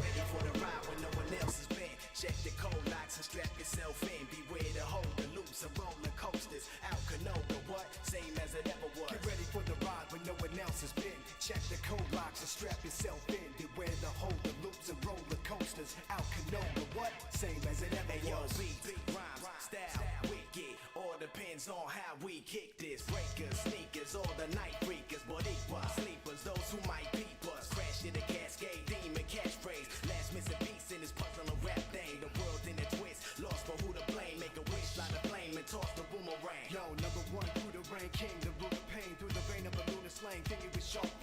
people are strange. It got me wondering why you want fame. Make a record that someone actually buys. The click, nobody rips, nobody gets. Not even a half a second to block my rock karate kicks. Chop suey duck, fully sharpen my chopsticks. Angela live in trouble and they double as lockpicks. Get ready for the ride when no one else